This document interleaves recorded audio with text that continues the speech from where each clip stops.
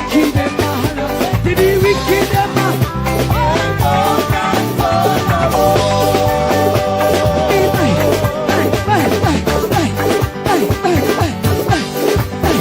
Me say how we are going to get some of it. Oh, get some of it. Get some of it. Me say how we are going to get some of it. Oh, yeah. Now, Jesus. Oh, watch out, watch out. Now worry about the wicked them, now. Now worry about the wicked them. Tell them, neighbor, come. Now worry when they talk about you. Now worry when they tell life on you. Now worry if they walk over upon you. Now worry what them say about you. Just catch it on the balance wheel. Catch it on the balance wheel. Catch it on the balance wheel. Catch it on the balance wheel. Jesus on your balance.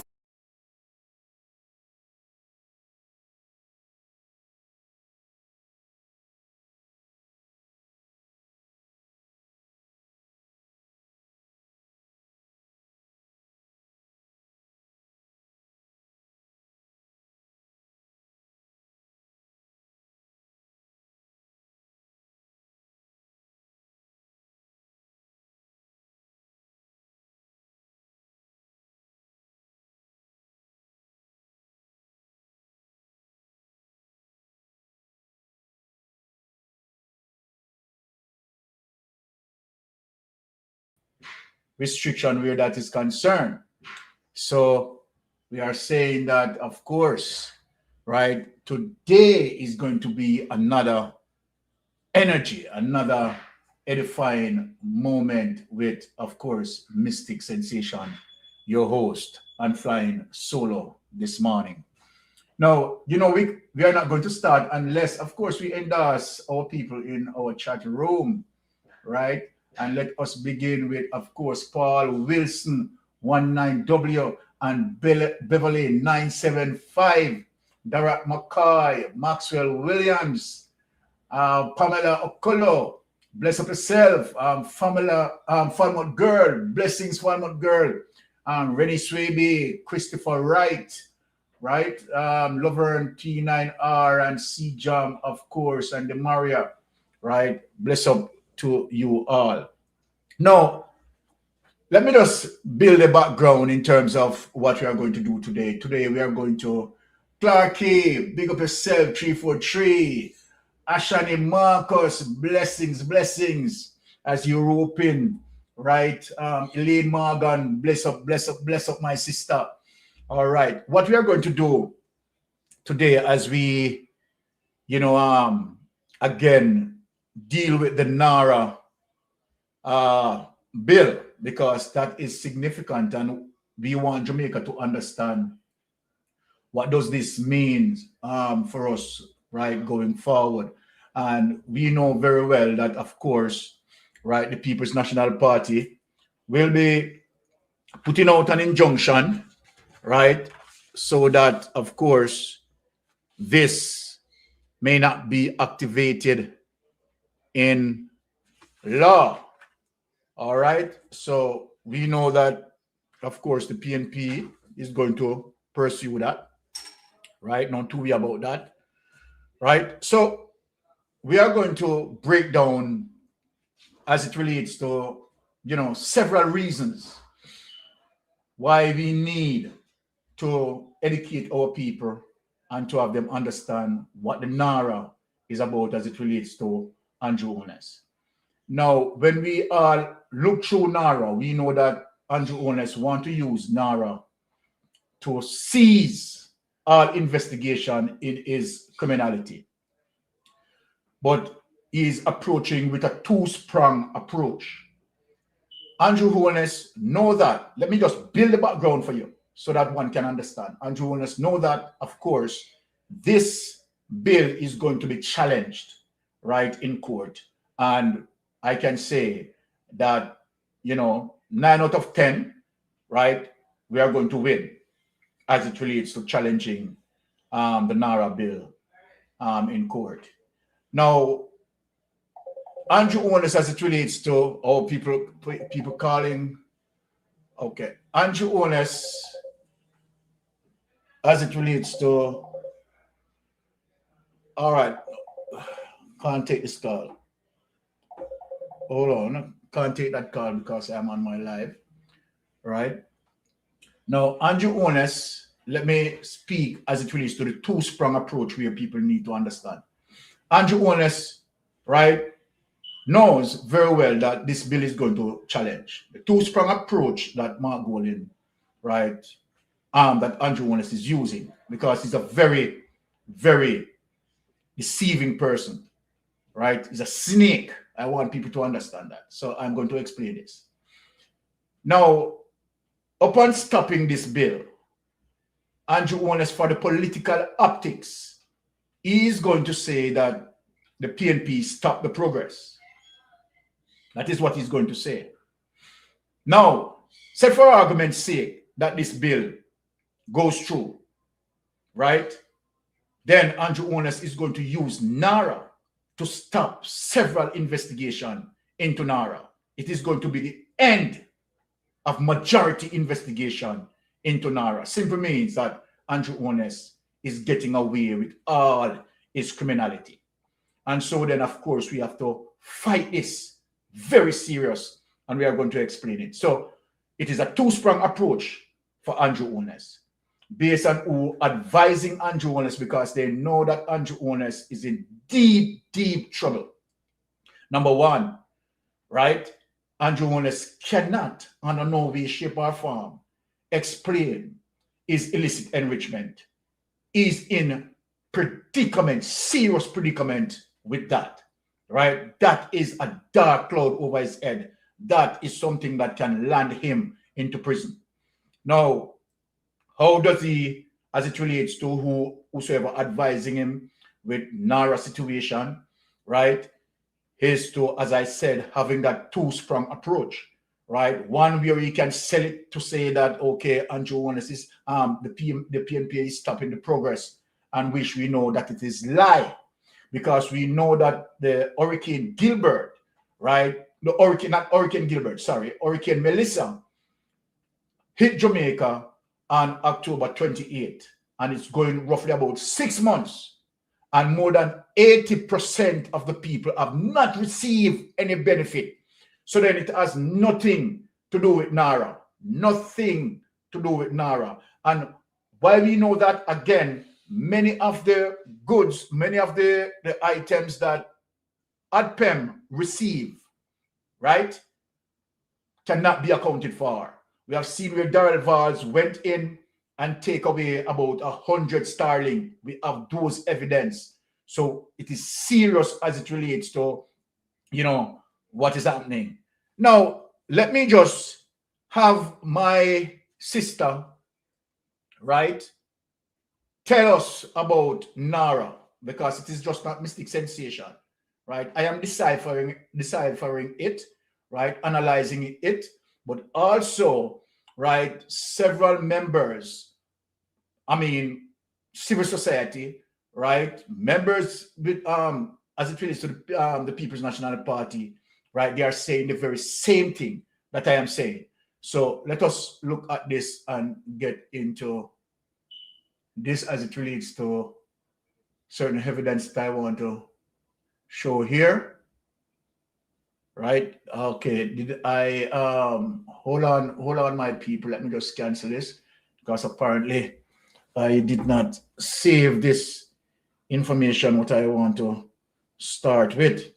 And it is important for us to know, right? So let me just tell you, let me just get this information up there, right? Somehow I forgot that I did not put that information up. So let me just put it up right about now. Just give me a few seconds here. Remember that we are very skillful on this thing, you know, right? So I didn't even save the document, right? So let me just see if I can save as. Just give me some moment. Let me just get this up, because you know that Mystic Sensation will always want to show you the evidence. We don't want to just, let me just get that up for us. Right. My bad. My bad. I just totally forgot that I did not, put it up. Right. And this is taking some time, of course, to get it up. But you know what? Let me just do it another way. So to let you hear, right? Let me just have you hear it. Okay, hold on. All right. Welcome, Jamaica. Welcome back to Unfiltered. I'm Seaga Ferguson. Let me just get into sharing this. All right. All right, it's taking some time to load, my peeps, right? But we are going to have, of course, Peter Gay Ferguson, right, who is going to tell us and define NARA to us. So it is very serious, and we have to follow all of this information and make sure that we get it right. Okay, so all right, now I have it, my peeps. Let me just put it up, right, and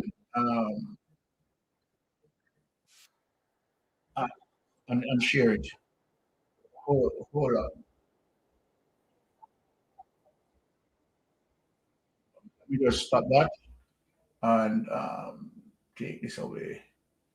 All right, let me just go back and have it share, right? So that you all can see that. Sorry, my bad, as I said. But here we go. We have it. Don't worry yourself. We have it. Mystic Sensation have it here. Let me just expand that so you can see that and listen to what, right, she said. Here it is. Not drama. A fight over how power should be used in this country. So in this episode, I want to break it down simply. Why did the opposition fight for changing this bill so hard? And more importantly, why should you care? Let's go down tonight. Let's start at the beginning.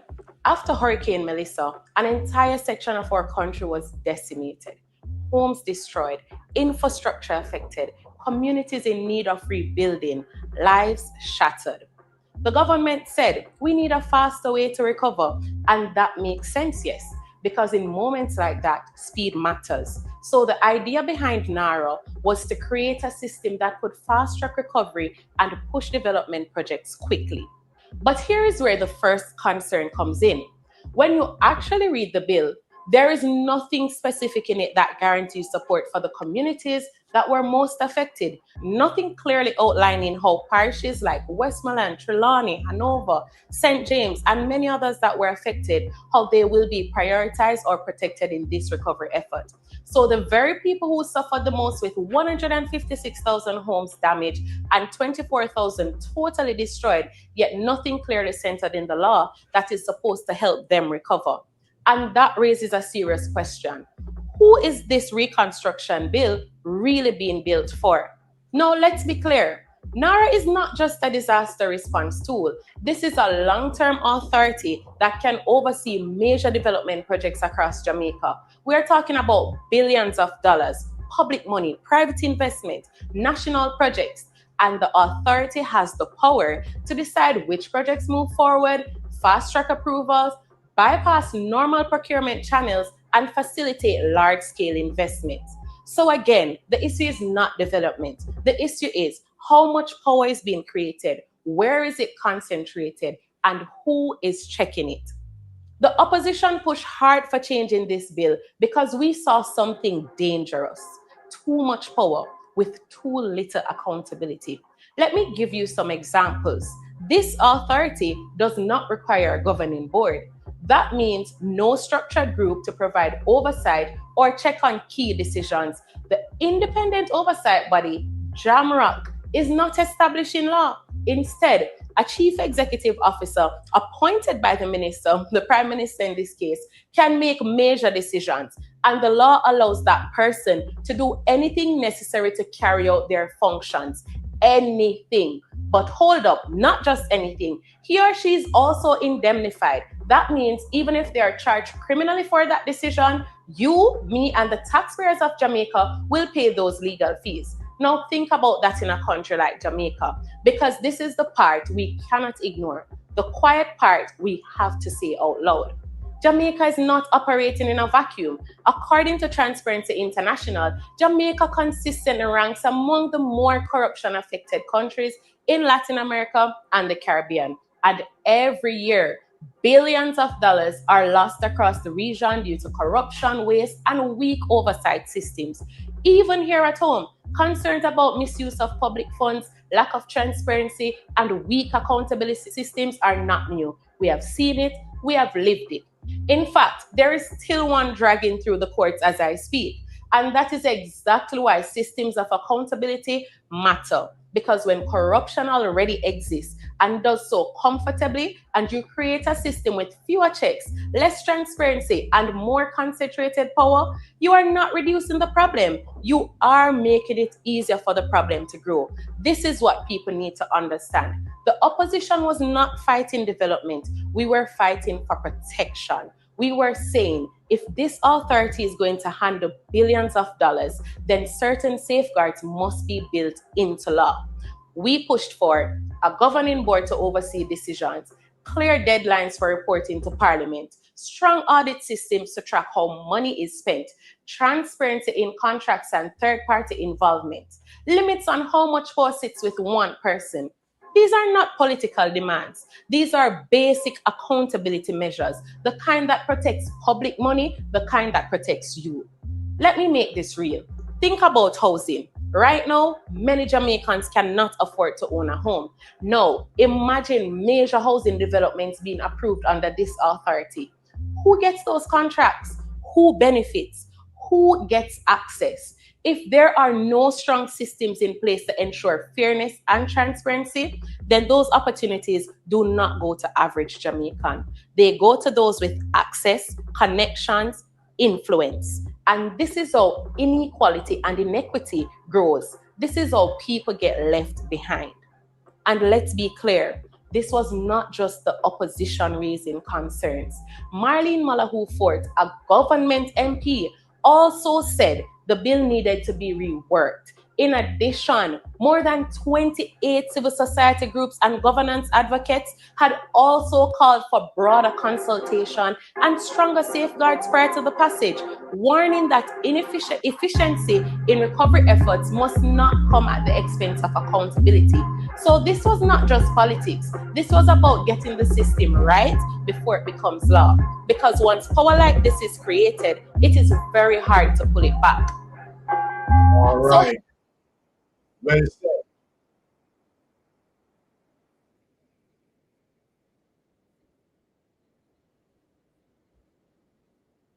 Okay. Well said. Well said.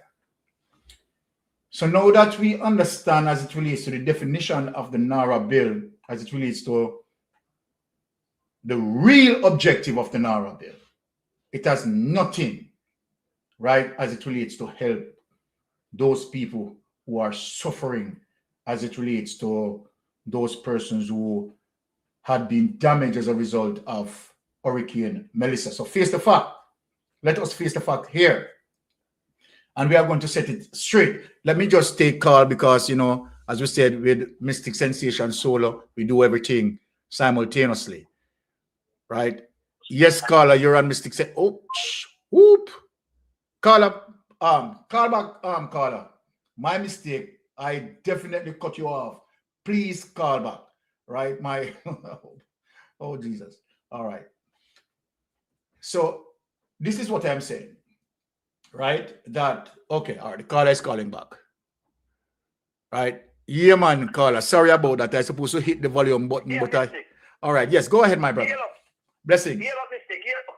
I hear you have burned it yesterday. Yes, As usual. blessings. Where melting pot this up? Where the soldiers are there? Where melting pot? They not come on today. No, Anyway. melting pot don't fly on a Friday. On Friday Yeah, all morning. right, you don't fly on Friday. Friday All morning, right. Friday Yeah, morning. Yes. Yeah, right. Yeah, we teach it yesterday, man. But hear me now. I support Dr. Angela. I just support her. Revolutionary move. Yes. And I already did research because I'm telling people that as a young boy from Westmoreland, I remember that Maxi Kiri from East Westmoreland, that the seat that TJ got now. Yes. He did that. The only disagreement that I have with Dr. Angela is the fact that it appears to me that, you know, that she was joking around as to the response that the speaker gave. What's the only thing I'm disappointed that she should have walked out with it? I do agree with you. I do agree with that. Walk out with it. Yes, walk out with it. All right.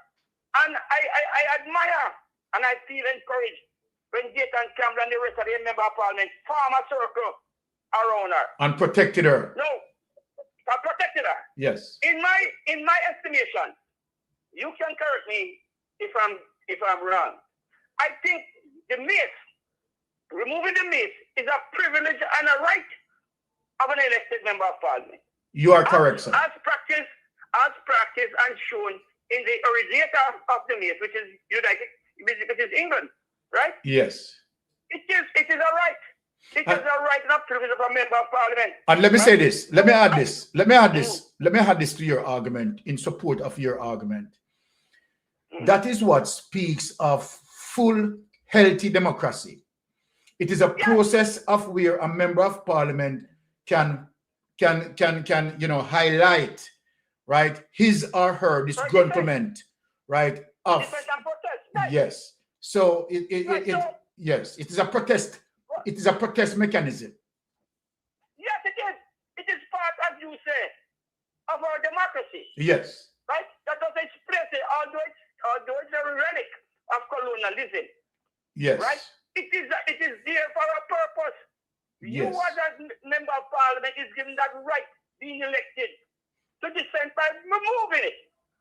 That's done in Burma, that's done in England, even as late as during the BRICS argument in England. It was used. So for those people who are being proper and calling it for apology, no apologies. No apology. No apology. Yes. No apology. Do not apologize. This is indeed the modern nanny. This is the nanny of the parliament, a true revolutionary. Yes. And although it come a little late, I stand there now 100%. 100%. People, as you say, those lukewarm CNP, right? This is all the call for, this is what we want, right? And the response is great. It is great. And the cooperation of the following member of parliament to go around and put a ring around our shoulders. Listen, you stand there and it was great. It was great. And look at this. Nobody's talking about the behavior. When you look at, forget about the words that she used. Like you're talking to a stray dog, a running stray dog with your yard. Right? Yes. My argument is this. And you look at her body language, man. You know, when you have a bad girl in a classroom, I want to fight every boy picking. She was marketizing. She was marketizing the parliament with her market attitude. Put it as clear as that. That was what she was doing. Her behavior was unbecoming a first lady and unbecoming a speaker. And exactly. It was so insulting and embarrassing. The prime minister sat there. He had to get upstairs and say, make it do. Right? Just tell me enough, you know, come on, man.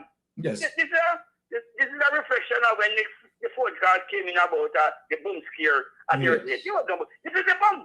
That is where the boom is. That is the bomb that exploded in them residence. This is the same boom that exploded in parliament. You can't come and talk to people who are duly elected. Duly elected. Like that.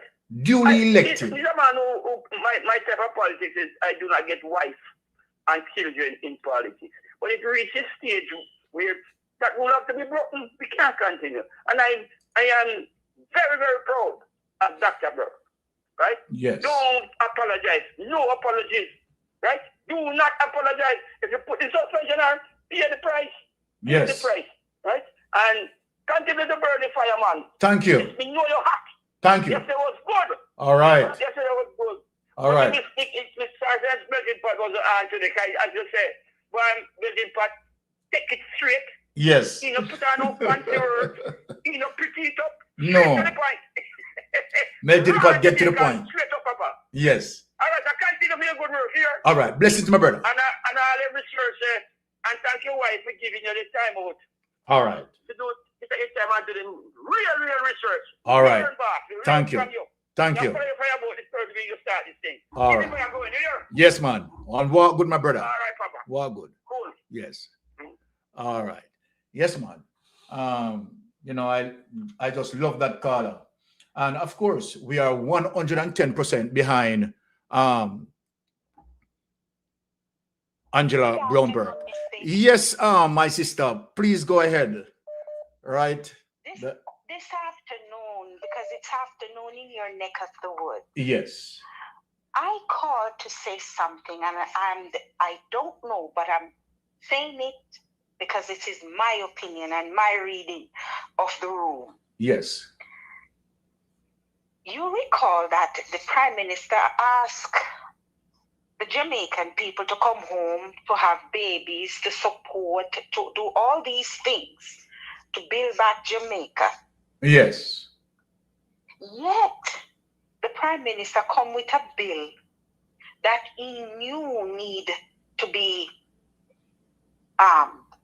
fine-tuned. Or reworked, if you want to use that phrase. Yes, or rework. He knew, because he knew the caliber of the opposition and the Jamaican people who are running the show behind the scenes. Yes. For example, all those 28 bodies or association that had came out and said the NARA bill needs reworking. They have given suggestions and it was ignored. They don't see it. Even Miss Mallory Ford, who said the bill needs reworking, yet were bullied in front of all of us, the whole world. Yes. Because I think that it was only because it was early in the morning. Time zones.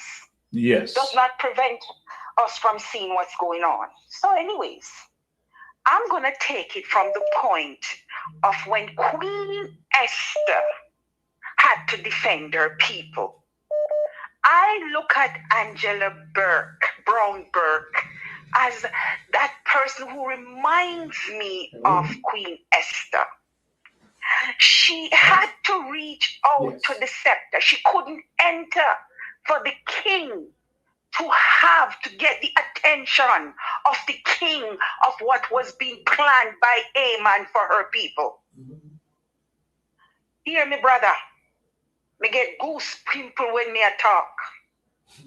When she took it up, as suggested, she could have walked out with it, run out with it, do other things with it. But she lifted it up and she put it back down and she didn't get the attention. And the attention is to protect her people, to let the whole world, the king, that is the king authority. Mind you, a lot of people talking, but this is going to reach the monarchy ears because this thing is because that's a symbol of authority in Jamaica and it's the colonial master. And we know he's going to get this attention that this happened in the House of Parliament. Even Andrew Oney said it in Tuesday night or Tuesday morning. That is not going to look good.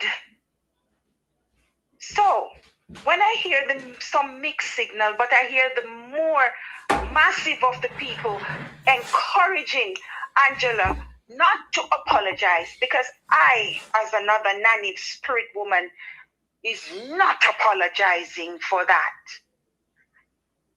She has gotten the attention of everybody of this NARA bill and what is going on in the JLP administration to do to our families in Jamaica.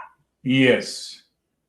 This is going to affect every single household, not just the low and the grassroots and the poor people. It's going to affect even the man where he say him is rich and it now going to affect him. It's going to. But because him having money cushion and in position cushion in fees and I'm going to reach him, well, you know what the message is today? If you think you're in your palace and you think you're protected, it's going to affect every single one of us because we're going to have to pay back this money. Mystic. It is a loan. It is going to need to be paid back, and it needs to be managed properly, and oversight needs to be in place, exempt of the JLP organization.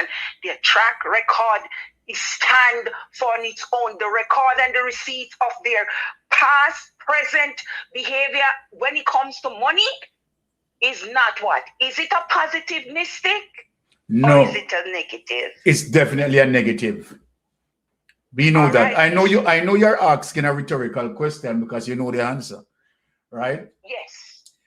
No. The thing is, and based on the experiences of criminality, not the experiences of any form of good performance, the experience of the high level of criminality from the, the beginning of Andrew Owner's governance, right? No, we can't rub butter at puss mouth. We can't. We just simply can't. Absolute power corrupts. Absolutely. According to Dr. Dawes, and he was on point. Yes. And this is not acceptable, and the Governor General hasn't said anything.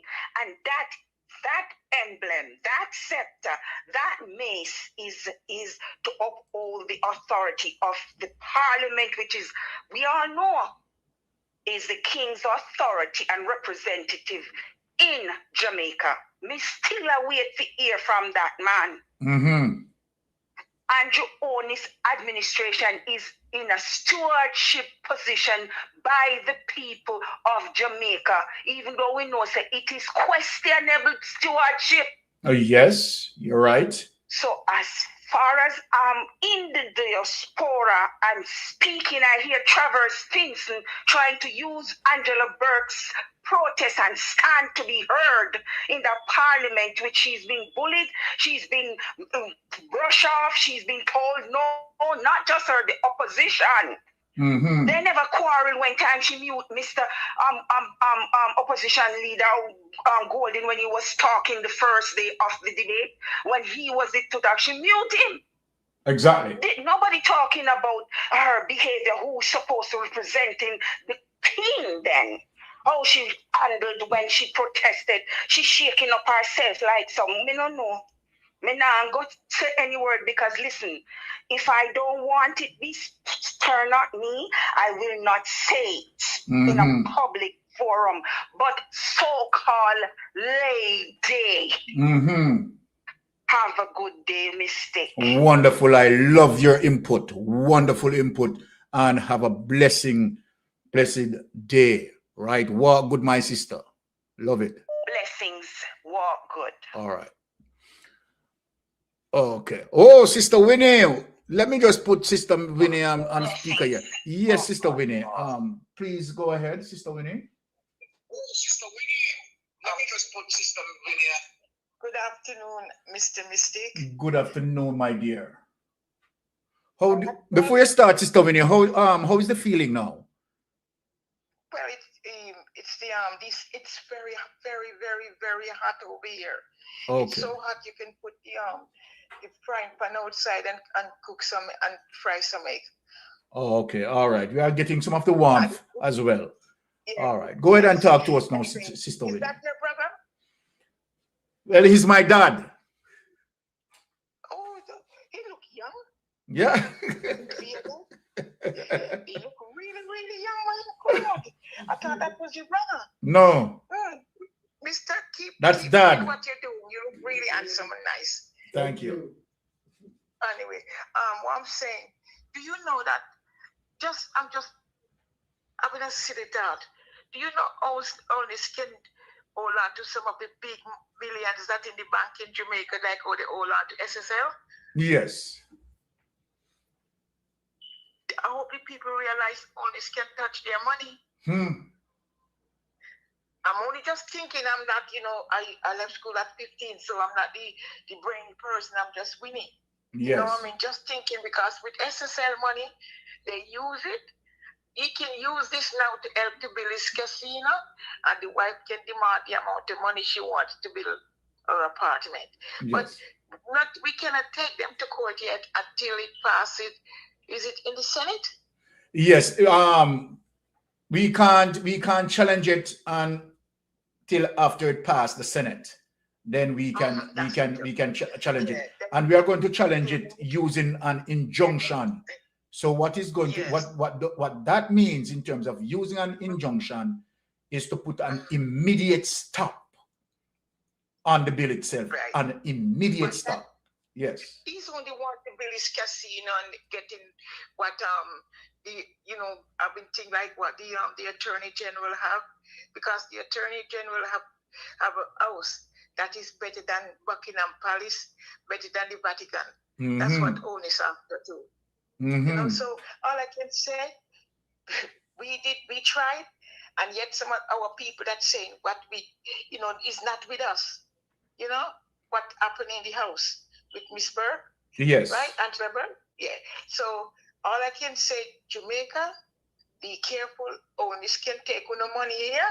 Yes. Because he wants that power to can do as he like. Mm-hmm. Exactly, Miss Finney. That man don't like Jamaican, Well, I mean, what he's doing, he's suppressing the Jamaican people, and it's obviously clear. No, he's not. He's not suppressing them. He should stamp on their head more, because they take their money and vote for them. Yes. And now they're crying. Almighty goodness. Honest, I don't like you, but congratulations, what you're doing to them here. Step on them. Let them want to go to number 2, and there is nothing to come out. Yes. They deserve the one who take your money. But I'm sorry for the one who never take the money. That's the trouble. The good got to suffer with the bad. Oh, so sad. So sad. So, Mr. Mystic, thank you very much. Bless up yourself, my I would sister. like to say, I can't explain it like how I would want to, Yes. You know why, So you take care of your dad, man. The man look like he's just in his 40s or 50s. Wow. Thank you. Everybody look good. All right. Everybody asks you, really. You look great. That is your brother. Yeah. Take care, sir. All right. Bless up yourself, Sister Winnie. Love you. All right. Yes, the calls are coming in. I don't even begin the show yet. But let me just give the call, because they want to say too much of me just talking. I want to hear what people have to say. So I'm happy that the calls are coming in. Yes, caller. Go ahead. You're on Mystic Sensation Live. Good afternoon. All right, hold on. Before you start, caller, I want to say big thanks to Q Synergy for that $20 there. Bless up yourself, Q Synergy. Really appreciate it. Yes, caller, go ahead. Good afternoon to everyone. Good afternoon, Mystic. You are the hardest person to get. Your line is every time I call, it goes straight to the voicemail. Oh my goodness. That's why I'm saying, I'm going to. Every single time. I don't, but everybody else call. I hear other people calling and they get through, but every time I call you, it goes straight to the voicemail. My apology, my dear. I am happy that I get through this morning. Yeah, I'm so glad too. I want to ask you a question, because I heard something on another program today. Yes. And you said something different just now. Yes. Because on the other programs, they were saying that even if the PMP takes it to court, yes, the Prime Minister will still have the opportunity to continue to start doing his projects. No. And then we might not be able to retrieve all of the money that he already put in, because sometimes the courts will take 5 years or so before a case is even come up or something like that, or concluded. So what is the real deal? No. That's what they are saying on the other program. Let me speak to you, because and this is why programs need to persons who are hosting certain programs, they need to do their research. Let me as a matter of fact, you know what? Since you mentioned it, I'm glad you mentioned it. So let me just go for the injunction and put it up so that people can understand. So it is just not Mystic Sensation is just saying. Let me just type in here and I'm glad you bring this, conversation. So let me just get the opportunity to just highlight, right, what a court injunction is, right? And I have a part 2 to that question, but after you finish, tell us, then I'll ask you the part 2. Yes, let me just send this and put it up. So, and you know, I am happy in terms of when people, right, seeking the right information, right? So let me just give it to the people, right? For those who are speaking, you know, without doing any research and have no understanding, right, and misleading, misinformation and disinformation. Well, let's not say misleading, because it's a part of it's a part of the team that is trying to edify and help the people. So we won't say mislead, but we'll say sometimes everybody don't get it the right time, the right information. So if you can give it to us, because we don't want the other side to come at us. So we gotta. Okay, let me just put it up because I want to make every person also read that. So let me just put it up here so we can all go through it, right, as it relates to, right, the injunction, right? Let me just share this. Hold on, accept all cookies, right? Okay, let me just go back now and let me just share that document, right? And as I said, let me because persons they may not know and they want the information to be shared. Right. So you're people right. are really advocating for the Jamaican people. So I wouldn't say that they miss. Sometimes they really don't know. And both of you guys are advocating for us as Jamaicans. Okay. Fair enough. You know, if you have more information, then it's good for you to highlight it so we can have better understanding. All right. So here it is, sister. Are you seeing this at your screen? Yes.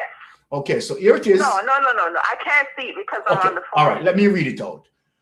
Injunction: an equitable remedy in which a court orders a party to perform or refrain from performing a particular act.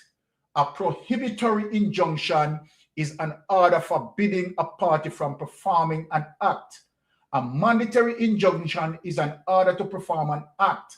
An injunction may be temporary, in place until judgment is entered, called a preliminary injunction in the US, and interim injunction in the UK are permanent, continuing after the conclusion of proceedings, either perpetually or until a specific date, right? A final injunction.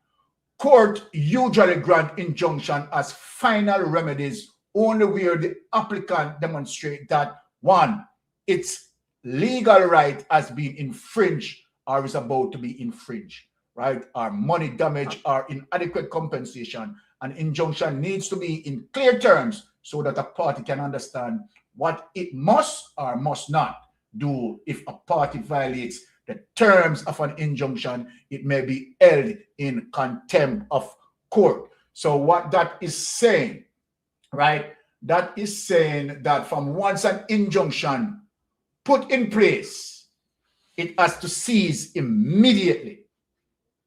So let me ask you another question. Yes. So the People's National Party takes it to court. Yes.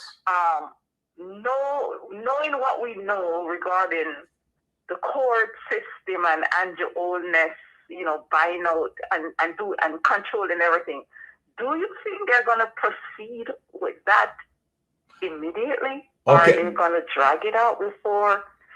What I want to ask is, when they take it to court, do they get the injunction right away, or it takes a period of time? All right. I love, you see the question that you asked me?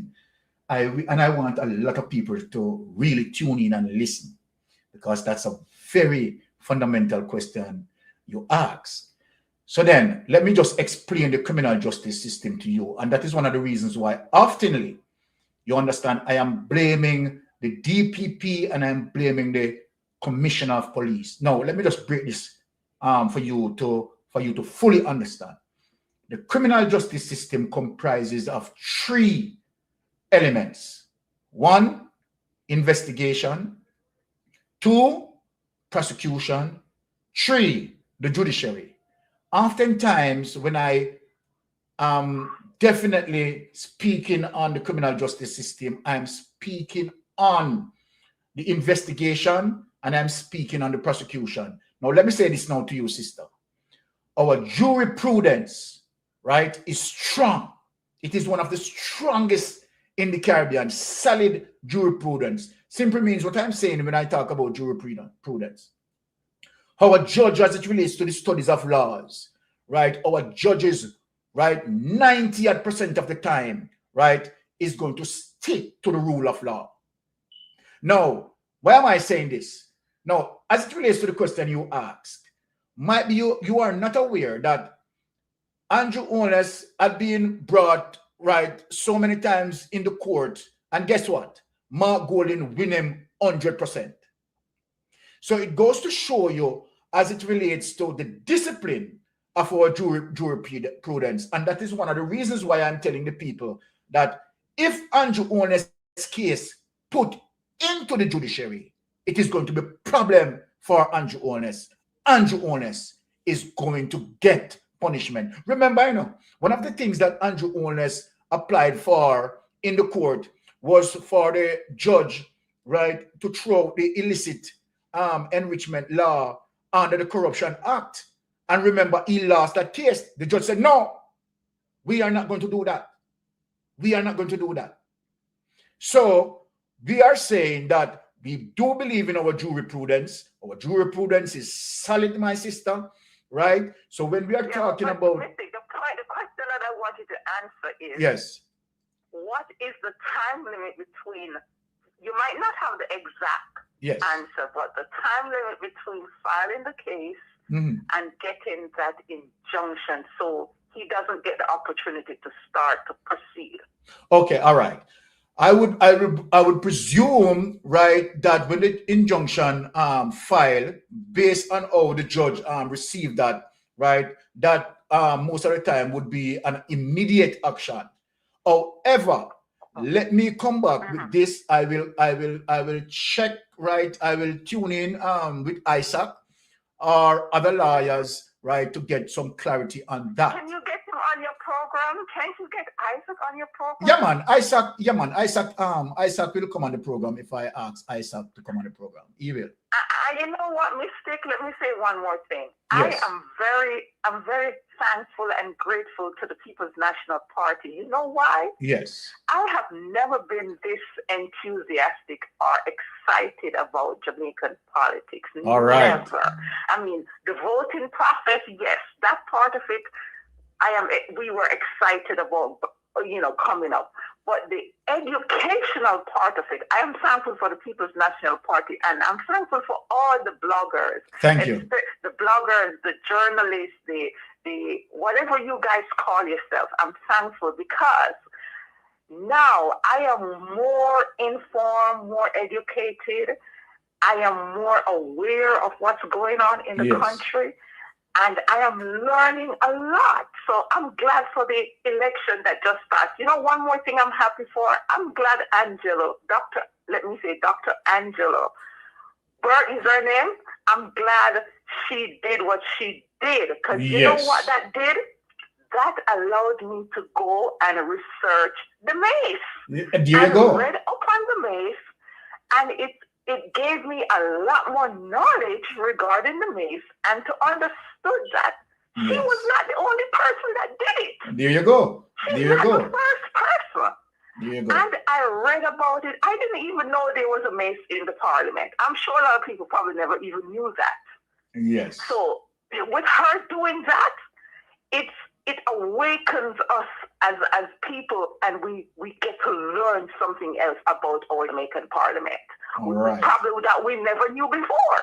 There you go. So she did a good thing. Yes. She did out of bad comes something good where we are educated, and I'm sure a lot of people is reading up and learning more about this mace things and the history behind it. Because the history behind it is not a good history.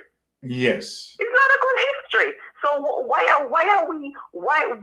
is the speaker acting out like that? Like it's a great thing. It's like she's holding on to colonization and slavery. It's like she can't let go off of that part. I love how you said that. You know, Mystic, you know I what love how I you think? said that. A lot of us people, even though we walk around, we still have that slavery mentality in us and hold it over our people. Here you go. Even though we are acting like we're a part of them, we still want to and hold them into captivity. It's true, you know. Yes. We still want to hold our people in captivity, even though we know what our people have been through. We still want to follow those people who slave. I mean, this is when I see how she behaved. I was like, are you serious, lady? All right, hold on, lady. Hold on, my sister. Let me just endorse the richfulness of your conversation. I want to endorse that. Do you know in Burkina Faso, and that is one of the reasons why I respect Ibrahim Traoré so much. Ibrahim Traoré, as it relates to Burkina Faso, as it relates to the judiciary, had changed all the colonial sentiments in their parliament. As a matter of fact, they don't dress like you see them have on the sort of hair there, the old colonial hair. No, Burkina Faso throw away that. They don't dress. Burkina Faso changed the entire appearance, and the reason for that was to change the entire psychological effect of colonialism. It's still affected us. Dear you go, sister. Rich conversation. I love your conversation so much. And you know what? Let me say something again, Mystic. This thing is affecting us in Jamaica just the same way. Yes. Even though you see, are we truly independent? Are we truly? You want me to answer you? Let me answer you in terms of. Are we truly independent? You know, I would say no.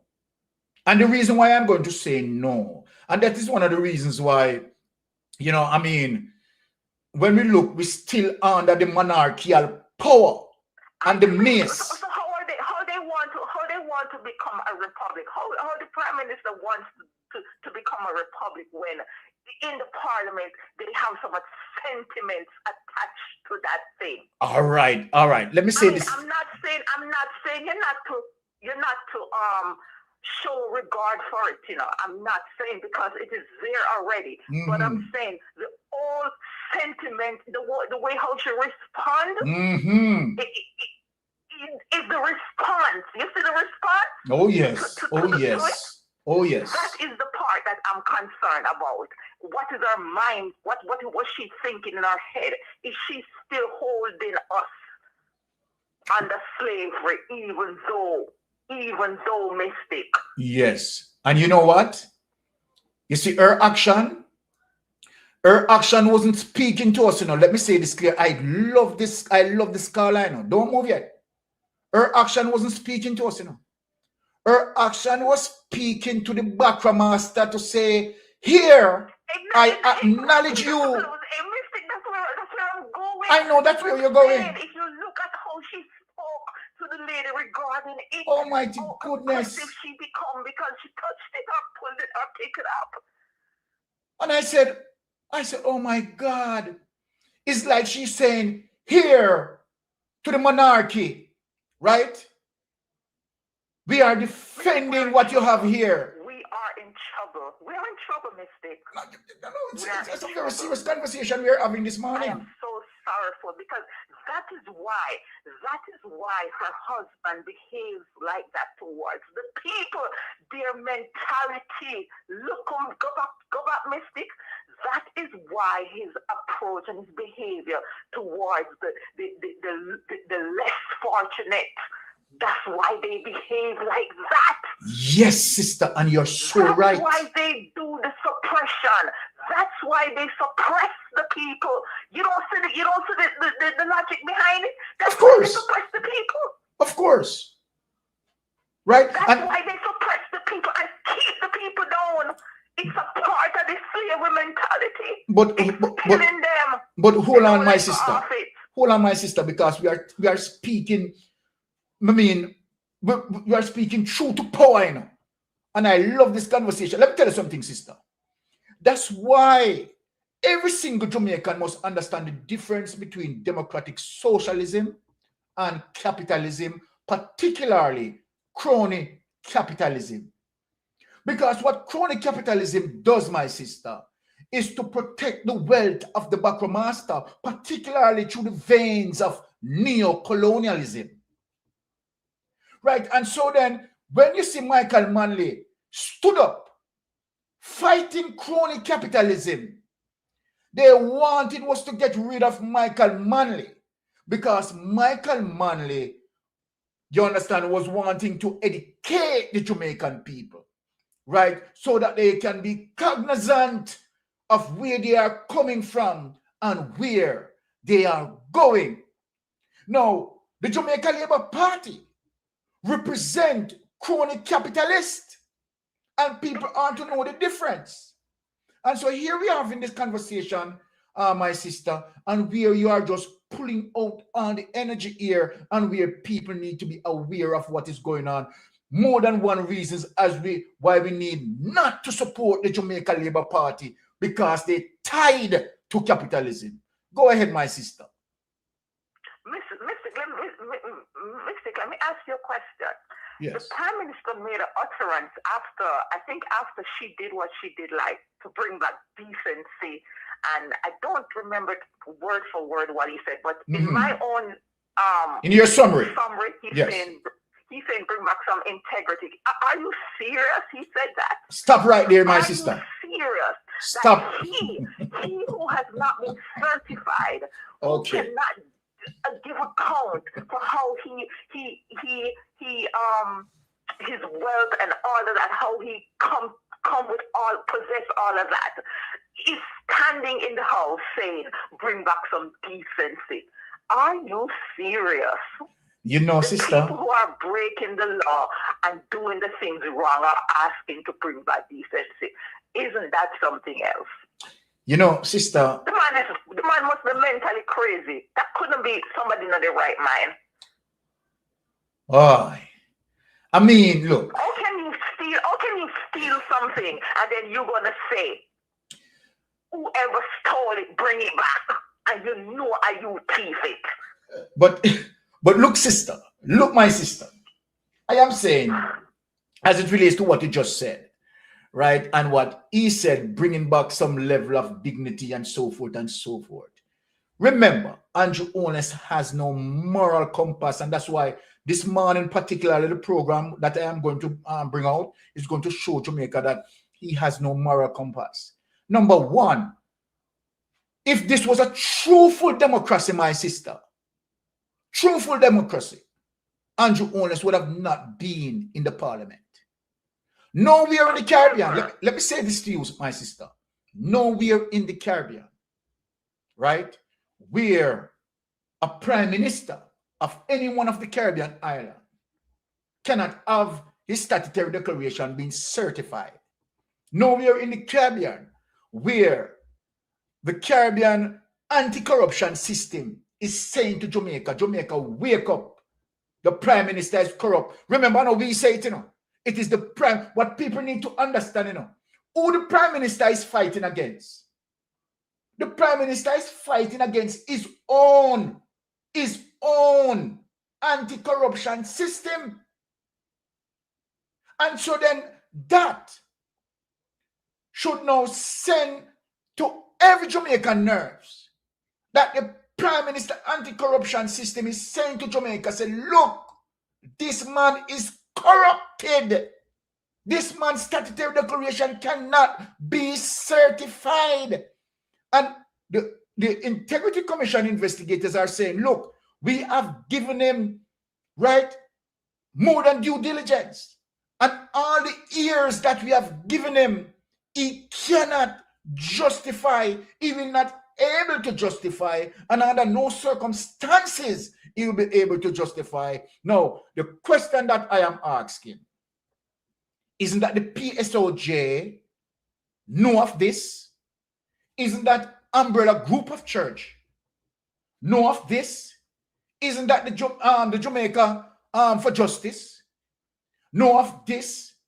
Isn't that the criminal justice system as it relates to the prosecution and the investigator?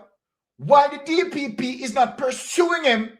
Why the commissioner of police is not pursuing him?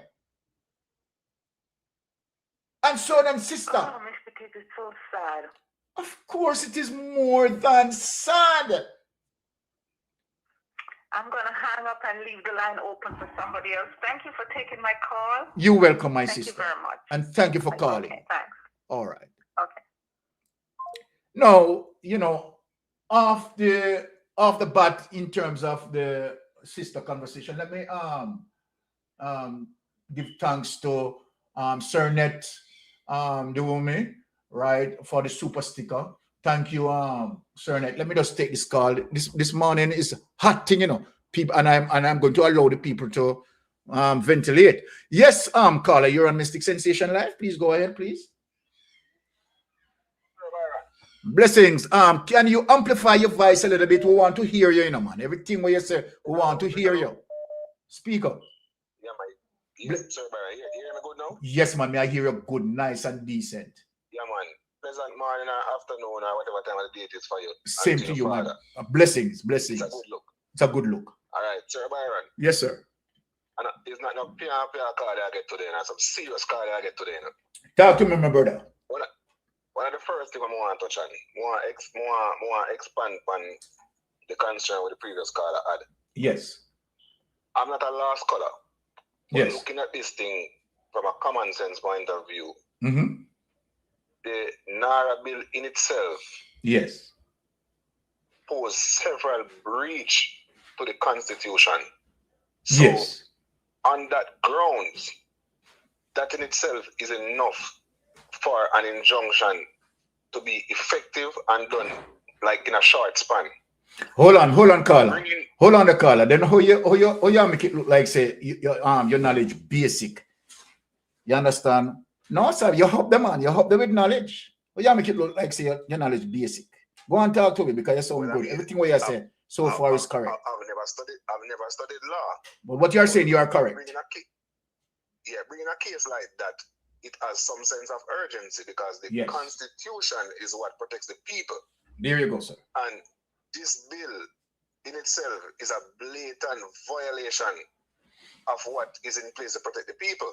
There you go. On that ground, that would have some sense of urgency. Yes. So I don't believe that if the opposition should file an injunction and it is done correctly, the only way it could be a drawn-out case unless they left some loopholes or overlook something. But if it is done correctly, I don't think it will be something that will be drawn out. No, and let me say this, right? Because we have seen a couple of experiences as it relates to Mark Golan, right? Bringing Andrew Honest in the court, and there's not one that Mark Golan had lost. Think of what I'm saying to you. There is not one that Mark Golan. I was getting there. Yes, that Mark Golan had lost. And as I said, Buchanan would say, Mr. Buchanan would say, he has faith in the justice system, and people need to understand why he said that. Exactly. Once you have a case in front of the court, and in building your side of the case, you dot your I's and cross your T's. The judge has no option but to give a fair judgment. Of course. In favor of whichever side is bringing the case based on what is set out in the Constitution. Yes. So people need to know that. Exactly. Second thing I want to touch on, Sir Byron, the argument of the mace, right? Yes. And correct me if I'm wrong. I'm going to ask a question before I proceed. Okay. It's based on my understanding. I see the House Speaker basically basing all of what she's doing on the rules and laws of the Parliament, right? Based on my understanding, I have it that once the maces touch are lifted, basically the Parliament should scrap. Yes. The sitting should scrap. In essence, yes, you're correct. All right. So there goes my point now. She in herself is violating the rules of Parliament because what she had intended to do when the mace was lifted is to get rid of Mrs. Brownberg and then just proceed casually like nothing had happened in order to fulfill their agenda. Another person is overlooking that, you know. But she in herself breached the rules. And she in herself breached the rules. And let me add this. And you're perfectly right, caller.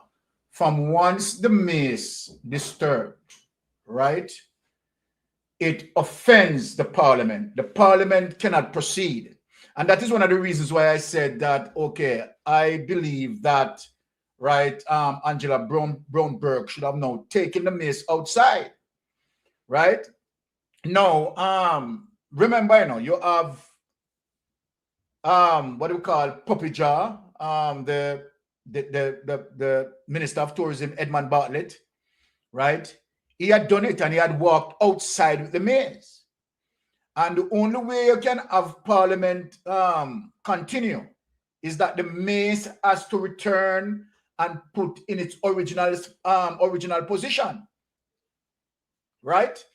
And so then if you notice how the mace position in Parliament as well, it's also significant. If you know that the head is now pointing towards the Jamaica Labour Party where they're seated, simply means that they are the government, right, in power, and the bottom of the mace pointed towards the opposition. So people need to look and make that observation as well. So the head pointed to the Jamaica Labour Party where they're seated. That means that's the party in government, and the I would say the tail of the mace pointed to the where the opposition seated. So that's the opposition. So that is you know, some of the things that you need to observe. But from once the mace disturbed, Parliament cannot function.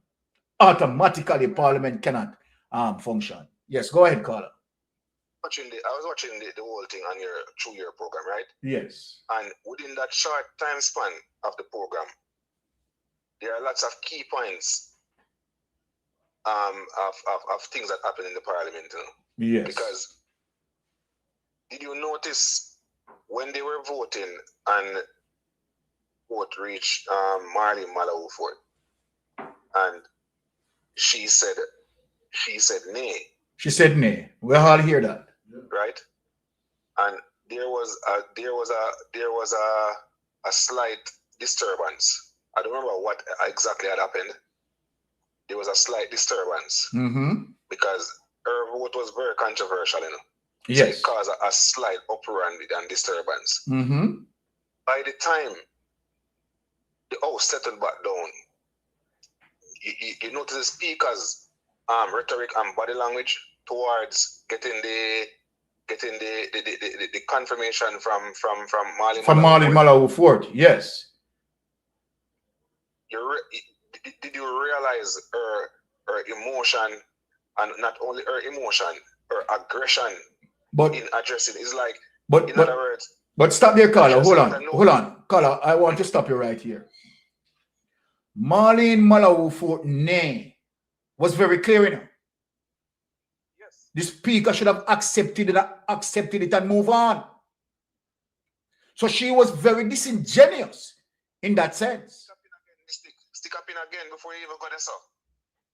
Do you realize that in saying nay, she wanted to explain why she's saying nay, and the speaker was basically getting at her? Exactly. The speaker didn't give her a chance to even start explaining why she said nay, no. And then the same speaker come back and said that she you know what Marlene Malawu Ford was going to explain, and she never gave her a chance to talk. That's a sort of bullyism. That is a sort of bullyism and the dopey conqueror business that you want to carry off in our Parliament. She was wrong. And even although, right, she's trying to correct persons as it relates to standing order. How many times, my caller, that she had broken the standing order? How many times? Several times, repeatedly. She only draw the books to fulfill their agenda. There you go. Now, the last point I want to address. When the Prime Minister intervened. Yes.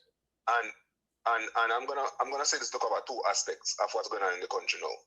When he intervened, and he was mentioning something to the effect that this will not look good on the records of the Parliament. I want to ask the Prime Minister, does it look good on the records of the Parliament that you and the entire JLP does not sign the political code of conduct? There you go, sir. That means you may not have to say it. You not say it? Does it look good that your statutory filings has not been certified for the past 4 years or so? Does it look good on the government? Does the political optics serve well for the government? Right? And also, with the overgeneral thing with this NARA, this NARA bill, basically his justification is that it's based on urgency, and he's going to bring up bureaucracy and all of that. Isn't it your government had majority for the longest while in the House? So whatever bureaucratic red tapes needs to be shredded without violating the rights of people. You had enough time to fix them. You have enough time to fix them. And this is one of the reasons why I pointed out the difference as it relates to Hurricane Gilbert with Michael Manley and Edward Seaga in comparison to Andrew Holness. Now, Edward Seaga and Michael Manley, it took them 3 months to put back energy. Right? Now, you're telling me that October the 28th of October, right? As to today, as we speak, more than 88%, I should say 90% of persons who been affected has not gotten any benefit from the government, in spite of the government collect billions and trillions through ADPEM. This is crazy. Can I say something to you, Mystic? Yes, sir. Go ahead. Do you realize that, or does the Jamaican people realize that this JLP administration does not show any interest in doing anything unless they benefit, unless they themselves individually benefit? Well, that's no joke. That's no joke. It's evidently clear. It needs to be fixed in the country. Lo and behold, it will not be fixed if they will not benefit individually from it. Hold on. Stop right then. Stop right then and there. How much Rosie said Donovan Williams was asking for as it relates to the contracted amount? A $1.5 million Donovan Williams they asked for, to get out of the contract money, Wanna look on that? Don't we remember that? Rosie said Donovan Williams asked for $1.5 million and Rosie told him no. So for all who is listening and don't understand what's the purpose why the NARA bill is in this state, it is not a matter of urgency. It's not a matter of interest. It's a matter of protecting them for what they are going to do to the country. Sir, let me say, when we look through the NARA bill, I understand the NARA bill precisely clear. The NARA bill, right, is a system put in place to make Andrew Holness walk free as it relates to investigation that pursuing him. And we are not going to have it. We are not going to have it. Can you imagine if something is going wrong in the execution of this NARA bill, right? Yes. And somebody sees something that is not going right, and they decide to call it out. Can you believe that the bill basically imprison this person, and the person who commits the crime will get away scot-free? Okay, perfectly said. But hold on, caller. Perfectly said. Remember, it is not only the opposition pointing out the flaws of the bill, right? And pointing out that the NARA bill is going to make Andrew Holness the ultimate power. It is not only the opposition, you know. Remember, 28 members of the civil society. Non-political organization. Exactly. Pointed out, 28 members. All right, so Carl, let me just run left you and take another call because other person I call already. I want to give them a chance. Do you hear? Bless up yourself. Blessings. Yes, caller, you're on Mystic Sensation. Go ahead. Good afternoon, Mr. Mystic. Let me turn on this TV. Yes, good afternoon, my dear. I am here watching your program, but I think I'm delayed somewhere because now I'm looking at the TV screen and you're still talking to this male caller. Anyway. Okay, yeah. My problem, when I say problem, you're concerned. I'm not a fan of the Jamaican government, the Labour Party government. And I was watching your program on Tuesday. When was it? Tuesday, right? Tuesday, Parliament. yes, you're correct. And I recognized something. Andrew Holness and his wife were on the phone. I guess they were texting each other because at some point, I don't remember if it was Mrs. Brownberg or whoever was on the floor at the point, and he like set his phone down on the desk in front of him, and he glanced over, you know, when somebody roll an eye at somebody else, and she looked back. So the two of them, they're coordinating whatever they want to do, and that is the exact reason why him and Floyd Green or Ed Bartlett or whichever one of them cook up the story and came to Parliament after they dethroned Marisa Cole Dalrymple, what's her name?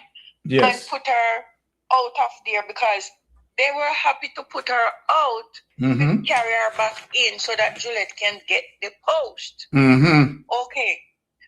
What I observed in Parliament on Tuesday is Juliet Holness. I don't like calling her name because I don't want to give her any credence to her because she's not worthy of her name coming out of my mouth.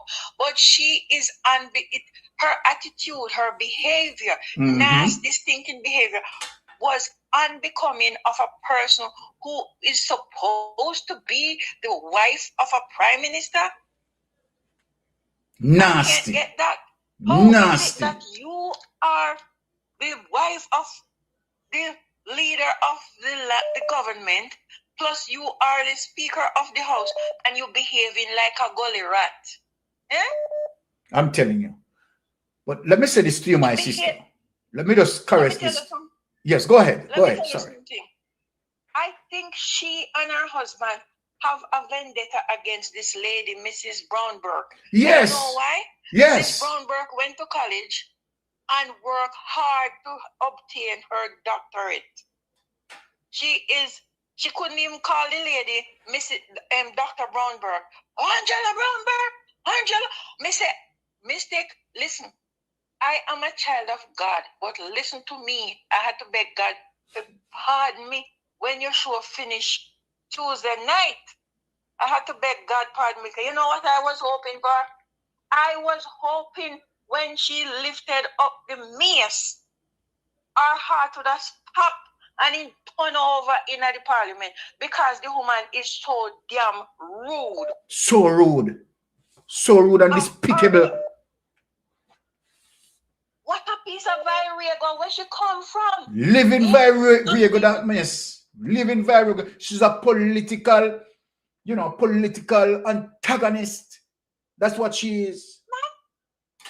When we go to school and Pitney behave that way, a big old Virago, we call them. You have Can you imagine? This woman, them don't like me. Both of them envy the woman because of her qualification. They will never reach there. And see, that's all right. You crown in a mace as if your obia must be put down in there. Nobody enough to touch it. The woman touch it because she sit down there. I understand. Calling, trying, pushing her buzzer. Excuse me. and trying to get their attention because she wants to speak on behalf of the people of the country, not only her constituents. And remember, my she sister, said previously, she's duly elected. And in demonic woman come against the lady. When Andrew stand up and come talk about what him say, you don't have no integrity, me wouldn't call you my brother. You don't have no integrity to come and talk about decency or whatever the word you use was. You don't have no integrity. You carry the integrity commission, you want to haul them before the court. What you want? You want left Jamaica? It look like you put up that something there, the NARA something. For your son, when he finish, what him do for come take over? Hello, me would have left which part me they and join the people them from the ground of Jamaica. See, full blown war against you, you have to come out. You and your wife have to go. They have to go. Mystic, they have to go. Of course. We're not tolerate them no more. They don't hate whatever they hate, Mark Golden, Peter Bunting, Angela Brown, Burke, and the rest. Look at Nikisha. She can't even walk in a Nikisha's shoes. Because all the whole of them do go up at university, go use chat GPT. You hear she turn over and use think the reverse psychology for Nikisha. Yes. Me here. You went to chat GPT to get 1 degree and maybe turn up your, you know what, I don't want this. I don't want all right. mystic program all right. into something. All right. But some things when me hear say someone do I you if you get papers, mark and papers, get this to come out. So you know nobody come after Nikisha Burchell. She went to London School of Economics. Okay. You can't go there. Talk up the things, no sister. Contact about chat GPT. Woman, you are a disgrace. You are your total family. Because if your mama did bring you up good, you couldn't have gone to parliament go behave so. If you were trained, well, if you were disciplined, but you are a virago, all right, a market cockroach, and you are everything that is bad. All right. And it is a shameful thing that people have to sit down and hear talking about the lady who is supposed to be a prime minister, a pimp prime minister's wife. Talk about things. And me gone viral. Blessings, my sister. Blessings. All right. Let me just take this caller here because this caller is trying to get me from when. All right, caller. Yeah, Mr. You try to get me. Now you're on. Yes, caller. Go ahead. Blessing, my brother. Good afternoon. I would like to ask you a question. Yes, go ahead. What is the role of the Governor General? Well, normally the role of the Governor General is merely ceremonial, right? In terms of signing off documents and sign laws, sign bill into law, right? That is the role and responsibility of the Governor General. Okay, so he has nothing to do with what goes on in the Parliament. No, the Governor General cannot act in terms of politically, administratively. He cannot. Okay. That's what I want to find out. All right, thanks much, man. Yeah, thanks. All right. Let me just take this call. Oh, what happened here? Call on the line, but my big finger now touched something else. What did I do with that call? Did I just cut off that call? Yes. Yes, the line is still open, caller, right? Is my bad, right? My big call back. Okay. Yes, caller, you're on Mystic Sensation Live. Go ahead, please. Yes, good afternoon. Thank you so much for taking my call. Good afternoon, madam. I just want to let you know I'm a long-time listener, yes. first-time caller. Woo! Love that. I have a few comments and questions. Yes, go ahead, my dear. Okay, the first comment is I've learned so much about the mace. Yes. So I want to thank the caller prior, the woman, yes, who connected the mace to capitalism and white supremacy in our present culture, Jamaican culture. If you look at the mace on Nikisha Burchell's Instagram, yes, it is depicted as a white woman. And I left a question there like, why is this depicted as a white woman talking? However, I digress. My question is, can the leaders of the opposition who represent and have a large representation of Jamaicans who did not vote for the JLP party, is there any legal regress that they can use against the Prime Minister and the Labour Party? Because the fact is, we gained a lot of seats and they represent a large swath of the people who did vote. And I understand not that many people voted, but are you saying that these people have no legal regress? Number one, and this is a comment I would like to make. His wife, Juliet Holness, first of all, she should not be in that seat. The other day, just the other day, the King of England, which you know, came to the United States and spoke to the president here, and made the comment that there needs to be checks and balances in our government, which we don't have right now. And in Jamaica, you're definitely with this, with what's going on, where a man who has not is not certified is sitting in the seat. There has got to be something that can be done about having them removed. She should not be sleeping in the same bed with the Prime Minister and being the Speaker of the House. There's something very illegal about that, and I don't know. Okay, all right. As it relates to the Constitution, let me just quickly break down certain things to you.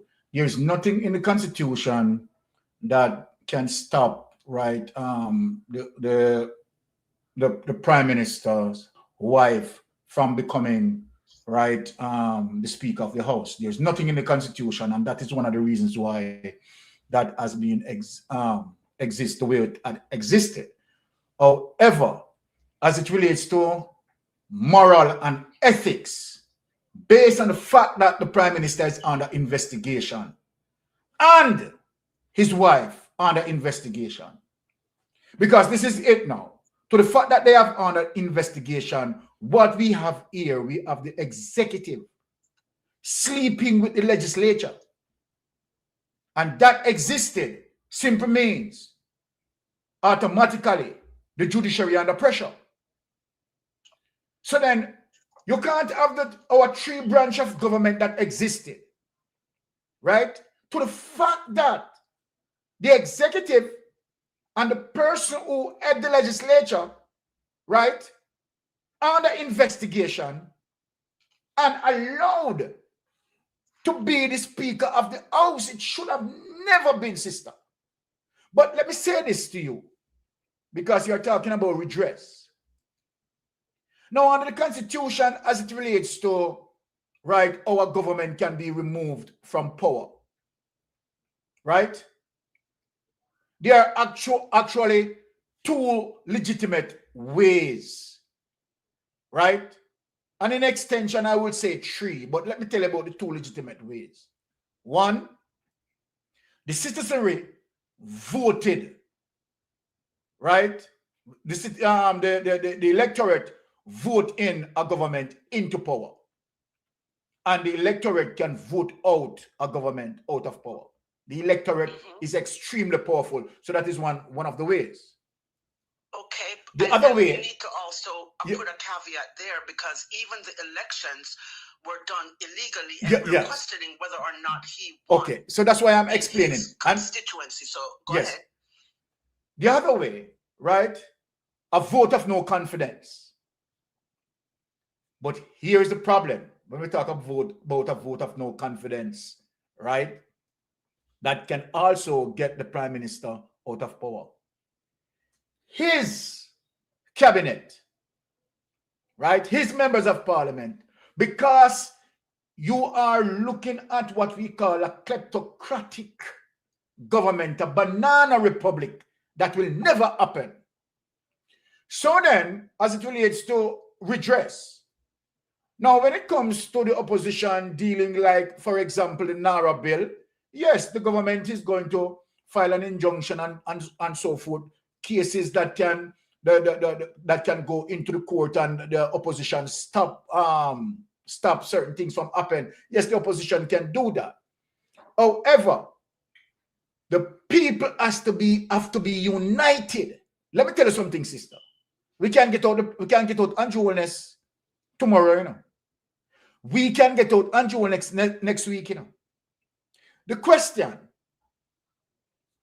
is, the people ready to unite and be aware of what is happening? And that is why we are on social media telling them that from the day that you unite and go against the government, he has to leave. Because number one, PSOJ is going to be affected. Number two, the unity amongst the people. He will have to go. So then, for us to be, you know, thinking about, right, the opposition, right, going against the government in such regards, the opposition has been doing what they are to do, and they are doing it quite well to me in terms of opposing what they need to oppose, right? You have seen that. However, the situation is that where you have an elected so-called government, because we know that thief the election. The people now have to unite, and from once the people unite, I am telling you, sister, if Jamaica get together, I am not asking you, you can use the Philippines as perfect example. So many countries, right, who got up and decided that no, the government has to go. Or if the government pass laws and, right, the people are against it, and the people come together. The people don't know how powerful they are. The people are powerful even more than the opposition. But this is where we have to get it to the people, to say to the people that, look, you are powerful than the so-called the administrative power of the government. If you notice my word, or I carefully draft that, the administrative power of the government. Why did I say the administrative power of the government? Because properly speaking, the people are the government. It is the people who elect the administrative entity to do the people's business. So then in campaign time, right, where politicians, the various politicians sending out their resume, right, for people to look at it in terms of their performance and so forth, right? And so then people vote for them. Now, I am saying, Jamaican, as it relates to the culture that we have, we believe that the members of parliament are so pristine, are so important than us. And that is why they continue to do what they are doing. That is why Darrell Vaz believe that him can go in at the treasury, right? And him can take out money, you understand, break the rules of procurement and so forth. And this is why now Andrew Owen is passing NARRA to do what?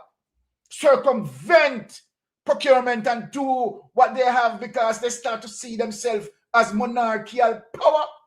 Want to see how Juliet Owens defended the mace, sending message that everything okay, Bakra. We have the plantation lock. Want to see how the house slave Juliet Owens, you understand? They try to show Bakra master that she all off the plantation slave. Let me take the call here. Yes, caller, you're on Mystic Sensation. Please go ahead. Greetings. Blessings, my brother. Greetings to you and your staff. Blessings. And your wife and everybody. Well, I love the conversation with the sister just after you. Yes, man, powerful. Powerful one. Don't have a message for the big man and his wife, you know. Talk to me. November soon come. Time soon come. All right. I'm going to call upon Mr. Donald daughter, I don't want to call her name. You know who me talk. I beg you, you and Jasmine come to Jamaica. I beg you. I beg you, come on. Come talk to that bird, Junior. Come free you up. Only you can do it, my sister. I beg you, you and Jasmine, come set it straight. Jamaica need two sisters. I'm never asked Isaac O'Connor to liaison with Jasmine Crockett as a two powers attorney. Andrew, brother, this is the highest robbery with aggravation. Wicked man, wicked brother man. There's no two way about it, Carla. In terms, let me say something to you, Carla. Let me say something to you. Yeah. One of the things that really upset me, that bring tears to my eyes many times, when I say living tears, is to know the level of wickedness that Andrew Honest executed against the people. Let me tell you the level of wickedness. True, man. Go ahead, brother. Let me give you the true history now. I can look at the period between 2007 to 2011. What happened? Bruce Golding administration failed us. Right? IMF wrote us off. Yeah. Right? Now in 2011, because of what Bruce Golding had done, fall out of grace with the United States. Shame. He has to resign and give it to the Hitler. Give it to the Hitler, my brother. Now, Andrew Honest, right? In 2011, the country being damaged as it relates to Andrew Honest and Bruce Golding between the two of them. Now, watch this now. I could talk history and I could talk the truth because we have the evidence over here. In 2012, when Portia Simpson came into power, remember, the IMF left us gone. But I could back up a little bit. Remember that when Bruce Golding took over from PJ Patterson, guess what? Yeah. Remember that we left the IMF, you know? You remember that? Yeah, we left the IMF. You remember, so we pay off the IMF and we know you're not more with the IMF? Long time, yes. What are they? So what are they? So you see when them a bash and a talk about PJ Patterson, this and PJ Patterson that, PJ Patterson pay off the IMF. Let me tell you something. Under the leadership from Michael Money took over the reign and we don't retire and give PJ. And the grudge and the hatred the Labour Party carry for the PNP. They never go on and stop till them manipulate and do all manner of evil. Yes. I tell you, I know it, brother. Right? Trust me, I know it. So then do everything to discredit the PNP. But look here now, in terms of the wickedness of Andrew Honest, the cruelty of Andrew Honest. Now, Portia Simpson went in, and remember, we don't have no economy, the economy crash. We don't have no money to pay civil workers and all them something there. Right? Yeah. What Portia Simpson has on his under administration have to do? They have to crawl on their knees and go to United States and beg Maxine Walters to give them a talk with IMF. And Portia Simpson finally got the talk. And my brother, rebuild the economy. Yes, man. Rebuild the economy between 2012 to 2015. Yeah. You understand? Reduce the debt per GDP ratio. Yeah. Now watch this now. Right. When Mr. Andrew Honest took over, that's why I say, let me tell you something. Jamaica, I'm going to say something. True. That's why Father gotta beat some of the people, Yes, man, true, man. That's why Father gotta beat some of the people, man. Beat them, man. Yes, man. Because watch this now. Between 2012 to 2015, Portia Simpson reduced the debt per GDP ratio, you know. Yes, man. True. Now, the people them never understand what Portia Simpson was doing. However, them voted out Portia Simpson. Andrew Holness went in. And the way they tell lie about Nigel Clark as if Nigel Clark is the one that created the miracle and bring the economy up to this and up to that. No, it is wrong. It is a lie from the pit of hell. Lie from the pit of hell. You see? And so then, Carla, when we look and see the scammer, because, listen to me, nobody can tell me how mistake, right? Where the Prime Minister is a scammer. He is. Of course. He's a scammer. Of course. When I look and see how the scammer trick the Jamaican people, them, yo, it hurt me to my knees, my brother. Yes, man. It hurt me to my knees. But, you know, let me just give another caller a chance because the amount of call that come in, my brother. Bless up yourself. Bless up yourself. Yes. Yes, caller. You're on Mystic Sensation Live. Please go ahead. Hi. Mr. Mystic, how are you? Blessing you. Bless up my sister. I am doing fine. And you? Oh, my goodness. I see your handsome dad there in the background. Oh, yes. Mommy never tell a lie. Oh, there you go. Speaking image. All right. Image. Hello, Father. How are you, sir? Yeah, he just went upstairs. Okay. Mr. Mystic, yes. Now, this NARRA thing that you're speaking about, you know, this was something that was incorporated in the United States. You know what I'm saying? Yes. And it doesn't have anything to do like what the Prime Minister is trying to use it for. Exactly. Are you hearing me? Yes. We are hearing you loud and clear. I don't know where he gets his brilliant idea from to be using the NARRA. That's not what the NARRA is used for. Am I correct? Don't agree with me if I'm wrong. No, man, you're perfectly no, you are perfectly correct. You know, remember, you know, this NARRA bill, this NARRA situation that he's using, it also used in Jamaica, you know, prior to Andrew Holness, you know, it's not the first time. So you are correct. You're 100% correct. So what we're saying here now, are they doing this deliberately or is it illegal that whoever used to use it before? What he is doing, right, is to take out checks and balance from out of the program. And so then to circumvent procurement and give himself authority, right, anatomy, so that he can partially dip in the treasury anytime he wants to dip in the treasury without any checks and balance. And not only that, he wants to set it up that even investigation into him wouldn't even make any sense again. Because NARRA now is so powerful that NARRA can overrule certain things. NARRA must not use for that, so you are on point with what you are saying, madam.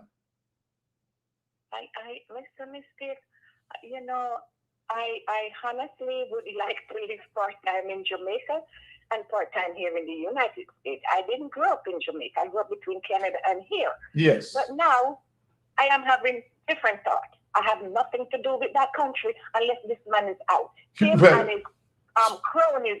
You use the word cronies. I think I like it. Yes. Okay. You're not alone. You're not alone, my sister. You understand? Fear of wanting to return because under Andrew Holness government. You're not alone, my sister. I will say that to you. You're not alone. Wicked and crooks. And let me make a small point with the lady, his wife. Okay. I don't see anywhere because I try to look around, I try to listen to a few good people on your lives. Yes. I don't see anything in writing towards that Mace. Okay? Mm-hmm. Nothing in writing. If she had a meeting with her staff or her people, them whoever they are, to say, okay, you have to go by these rules and regulations. Mm-hmm. But there is none in writing. So I didn't like her disrespectful way to the next female coming from a female. That was low, Yes. deep, not good. Well, let me say this. Hold on, sister. Let me say this to you. Let me say this to you. Mr. Boss, right? Yeah. Let me say this to you because I need for when when we are communicating, at least you are getting some level of education from the program.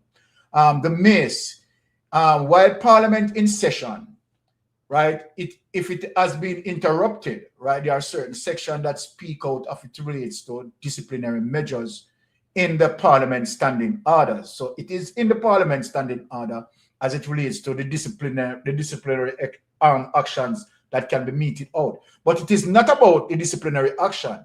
No, it is not the first time that the mace has been disturbed by members of Parliament. As a result of that, it is a healthy democratic movement in terms of a member of Parliament, you understand, can vent, right?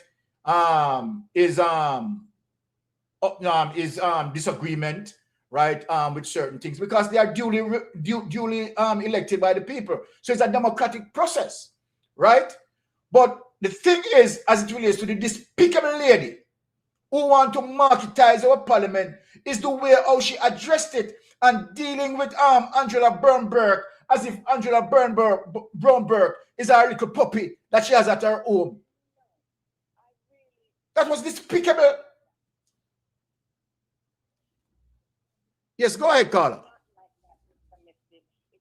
No, we're hardly hearing you. We're hardly hearing you. You've gone very low, very low. Can you speak up, please? We want to hear you. Can you hear me? It's very low. I'm so sorry. Okay, I'm not going to keep you because I am a little bit busy. Yes. But what I'm saying, she got to learn etiquette. As a female, it did not look good. And Mr. Certainly not. Mr. God, I saw him earlier because I was watching you from Parliament Court, and he was very disrespectful. Oh my God! And she didn't see anything wrong with what with Val's performance in the Parliament, but she see everything wrong with Angela Bernberg. No, that wasn't good.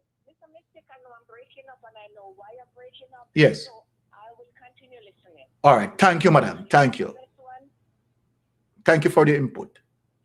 All right. So this is what we are talking about. Okay. All right.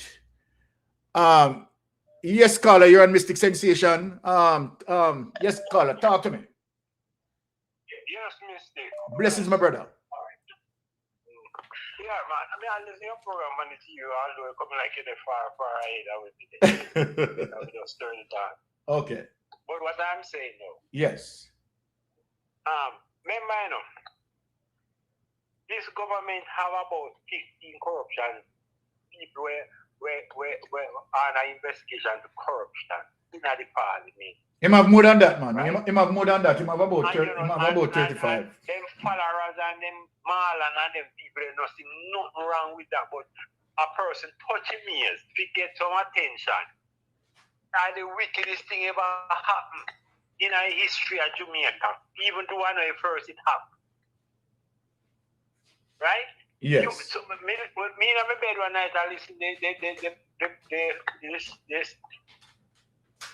the parliament.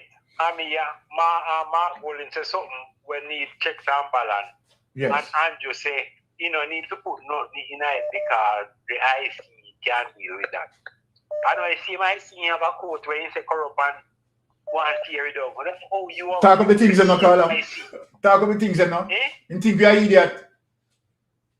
Oh, the same I see where you not show no respect or no honor. And then you are going to use.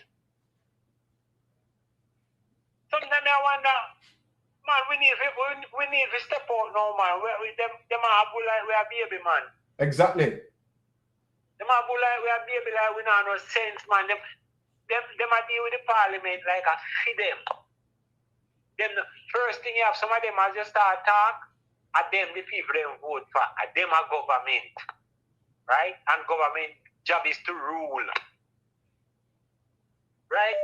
These things are right. See all what's the name? Malibu. She vote against the bill. Yes. Angela, Bad him up. She said nay. She clearly said nay, and we all hear it. I did not hear. I heard it. I heard it. She said nay clearly. What is your vote? Until she whisper. And I say, I'll carry and change our vote. These things, no man, these things not right. My understanding, if the bills touch or interfere with, I don't think Parliament supposed to continue the CMD, you know. Well, that's right. No, well, based on the Constitution, based on standing orders, right, from once it reposition, right, the Parliament can continue. If they take out the mayors, immediately from them remove the mayors from its position, you understand Parliament cease to exist as it relates to Parliament powers going beyond that. The mayors has to return to its original position. From once it returns to its original position, Parliament can continue. But you know, see, Andrew lose our next case today too with the Dry Harbor Mountain. Hold on. Let me tell you something. That's why I say to people, for people who don't worry about the NARA bill. Let me tell you something. The amount of case where Andrew Owners lose in a court, you know, trust me, not pretty. Because when Nepal said it was right, we create down the Dry Harbor Mountain, you know, because that's I another same time intake Nepal put in a FEMA office, you know, and overrule Dry Harbor, you know. Yes. And overrule Nepal ruling with the Dry Harbor Mountain. Exactly. And say they might give you okay if they go in the limestone mining. Mm-hmm. So them overrule it, so no.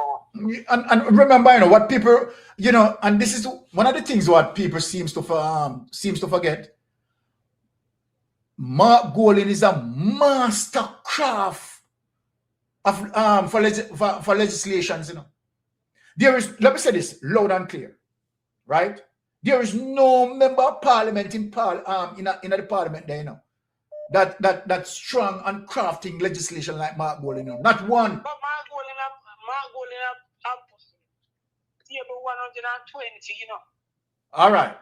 When he was Minister of Justice, you know. When he was Minister of Justice, and you're correct. More than 120. 120, so Mark Golding know all of them. That's why he can't tear them up. So I just say, hey, he can't tell you where you go wrong. Oh, there you go. Right? And having an Isaac Buchanan. I mean, not even only Isaac, some powerful lawyers. You understand? So we know that this bill is not going to go anywhere. So I'm not even worrying about it. All right, I look up they call the ethics committee. Yes. What me understand with the ethics committee, the Yes. people in Marlin and Juliet and so not have the power to find nobody in ethics now. Because when I look through the ethics committee, you have to sign the code of conduct, you know. And you're right. Hold on. I'm glad how you bring up that argument. You understand, for people to understand, because it is the mother who share the ethics committee. However, they cannot sanction no form of discipline, right, towards anyone because they did not sign the code of conduct. So what you are saying, I hope people hearing you, right? What you are saying, you're 100% correct. Now, my brother, I have to go run left, you know, because other caller, hold on there, other caller are calling like worries. I'm gonna have to give them a chance. You know what I mean? But trust me, blessings. Love your input. Yes, caller. Yes, caller. You're on Mystic Sensation. Mr. Your call, man. So, all right. Go ahead, my brother. Hello? Yes, caller. Go ahead. You're on Mystic Sensation Live. Okay. Yeah, Mystic. I'm not gonna stay too long. I just want to ask. Most of the caller you get from the people from the diaspora. Is that correct? Yes, based on what I'm looking at. Yes.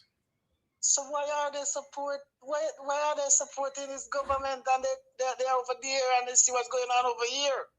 Why are the diaspora not doing anything? No, I don't. I've heard. I don't know if the diaspora, as it relates to numbers, because I really don't know the numbers, right? Supporting the Jamaica Labour Party.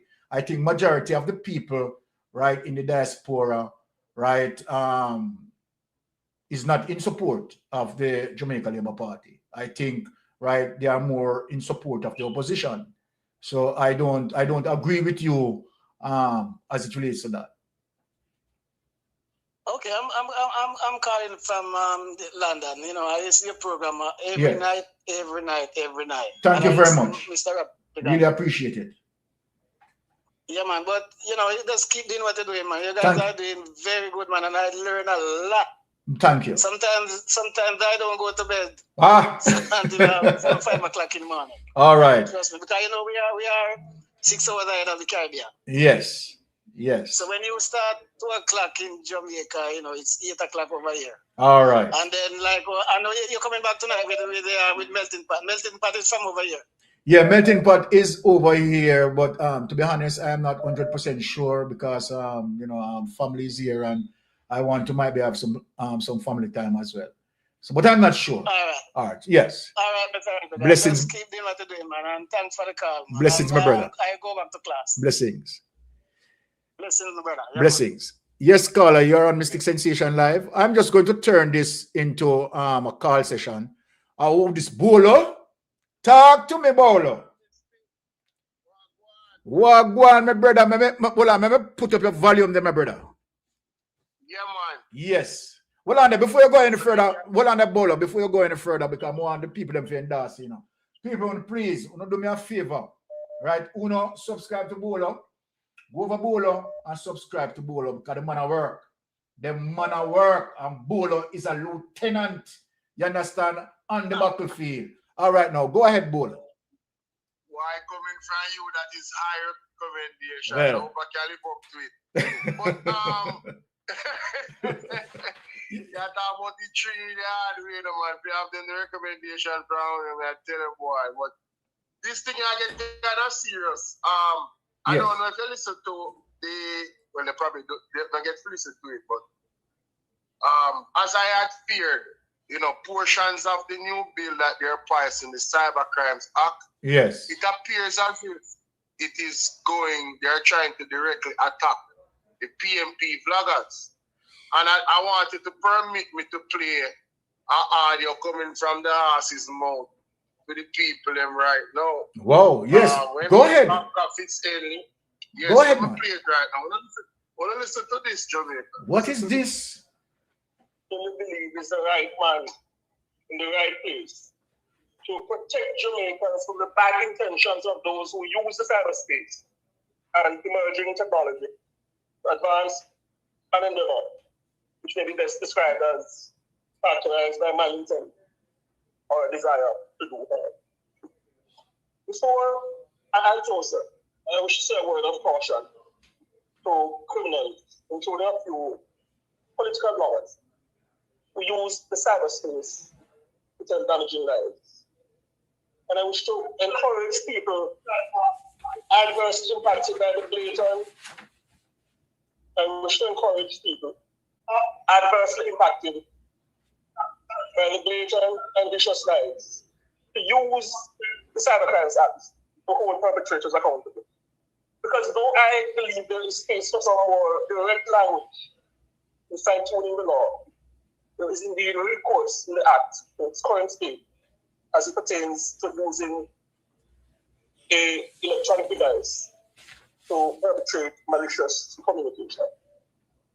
I can allude to my experience when I was in media.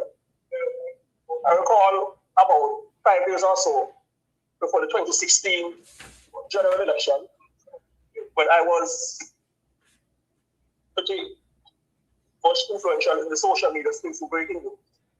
5 years before the election, I wrote dozens of messages demanding that I give attention to this allegation that a prominent member of the Jamaican Labour Party had familial connections to a drug dealer. And I was being badgered to put into the public domain. Screenshots were all over the place. And when we conducted our checks, it was patently clear. I understand why I don't want to hear this. It was patently clear that the allegations being put forward by bloggers connected to the opposition party at the time, the PNP, was patently false.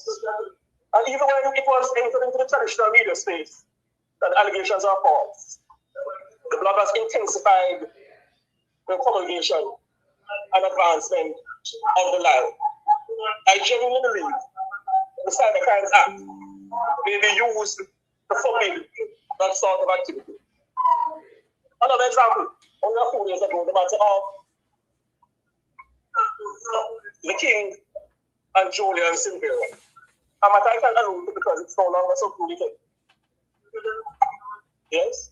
And anytime that case came up for mention in the court, there was a visible coordinated dissemination of information.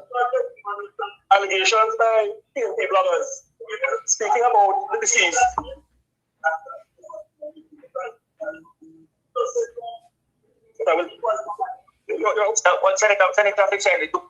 Anytime the matter came up for mention in the court, a number of bloggers connected to the opposition party started entering into the public domain false allegations speaking about the land title of the deceased and attempting to connect a member of the government to that matter.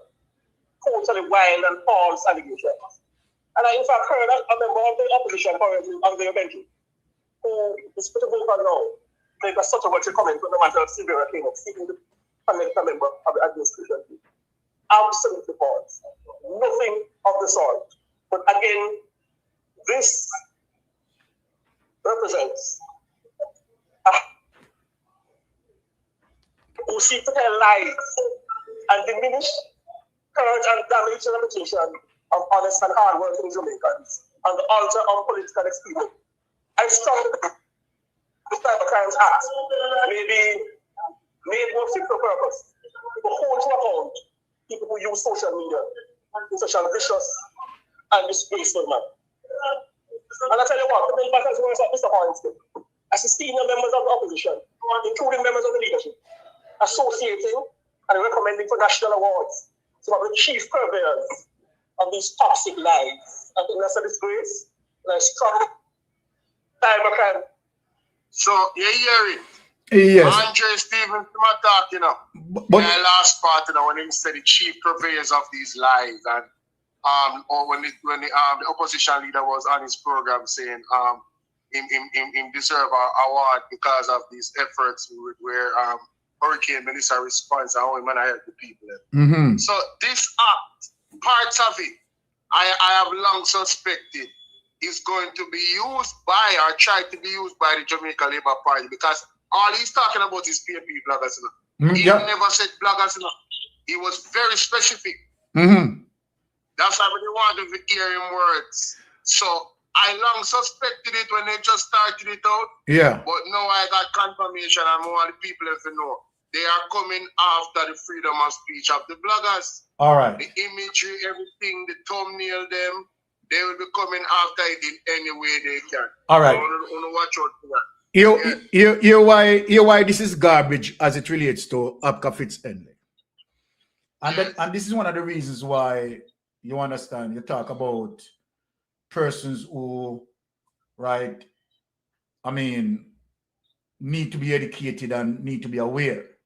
Now, number one, when you go against, right, vloggers as it relates to certain freedom of speech, right, that injure persons' constitutional rights. Now, if you are going to pass laws that injure constitutional rights, this is goes to show you how Apka Fitz-Henley no sense, my idiot. From once it injure on constitutional boundaries, that law is going to need 2/3 majority. So that goes to show you, say, my idiot. From once you are going to infringe on people's constitution, anything that you have to change as it relates to the constitution, that is going to require a 2/3 majority. So how is that going to be passed? Because the PNP is not going to sign off on that. The law itself is the Cyber Crimes Act, you know, they are debating at the parliament. Yes. But there's aspects of the law that he's saying that should be used to fight the PNP blogger. And this is what I'm saying. That because maybe he's talking about certain amendment for it to becomes in extension targeting, you understand, those so-called vloggers that he's speaking about. And then again, my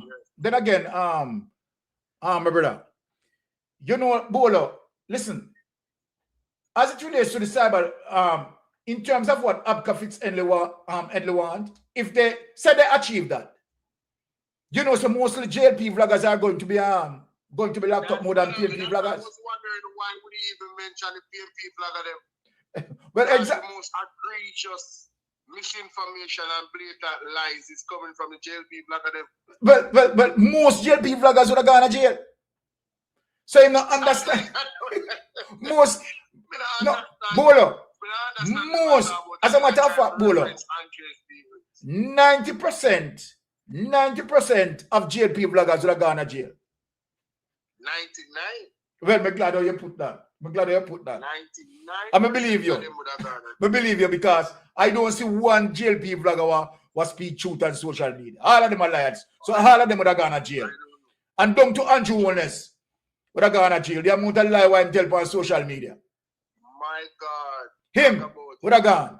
I had to reference that as well, you know, because they said, look at the lies that we were telling about Mark Golding not being Jamaican. Exactly. And then when he got the birth certificate, the man changed the definition of Jamaica. Well, there you go. There you go. But I know that people are called, but the main thing, I tell you, say, it's a real, I don't really call about, you know, because you see, this thing, this symbolic thing with the colonizer, these people defend the colonizer more than how they defend the rights of the people. And want people to realize that.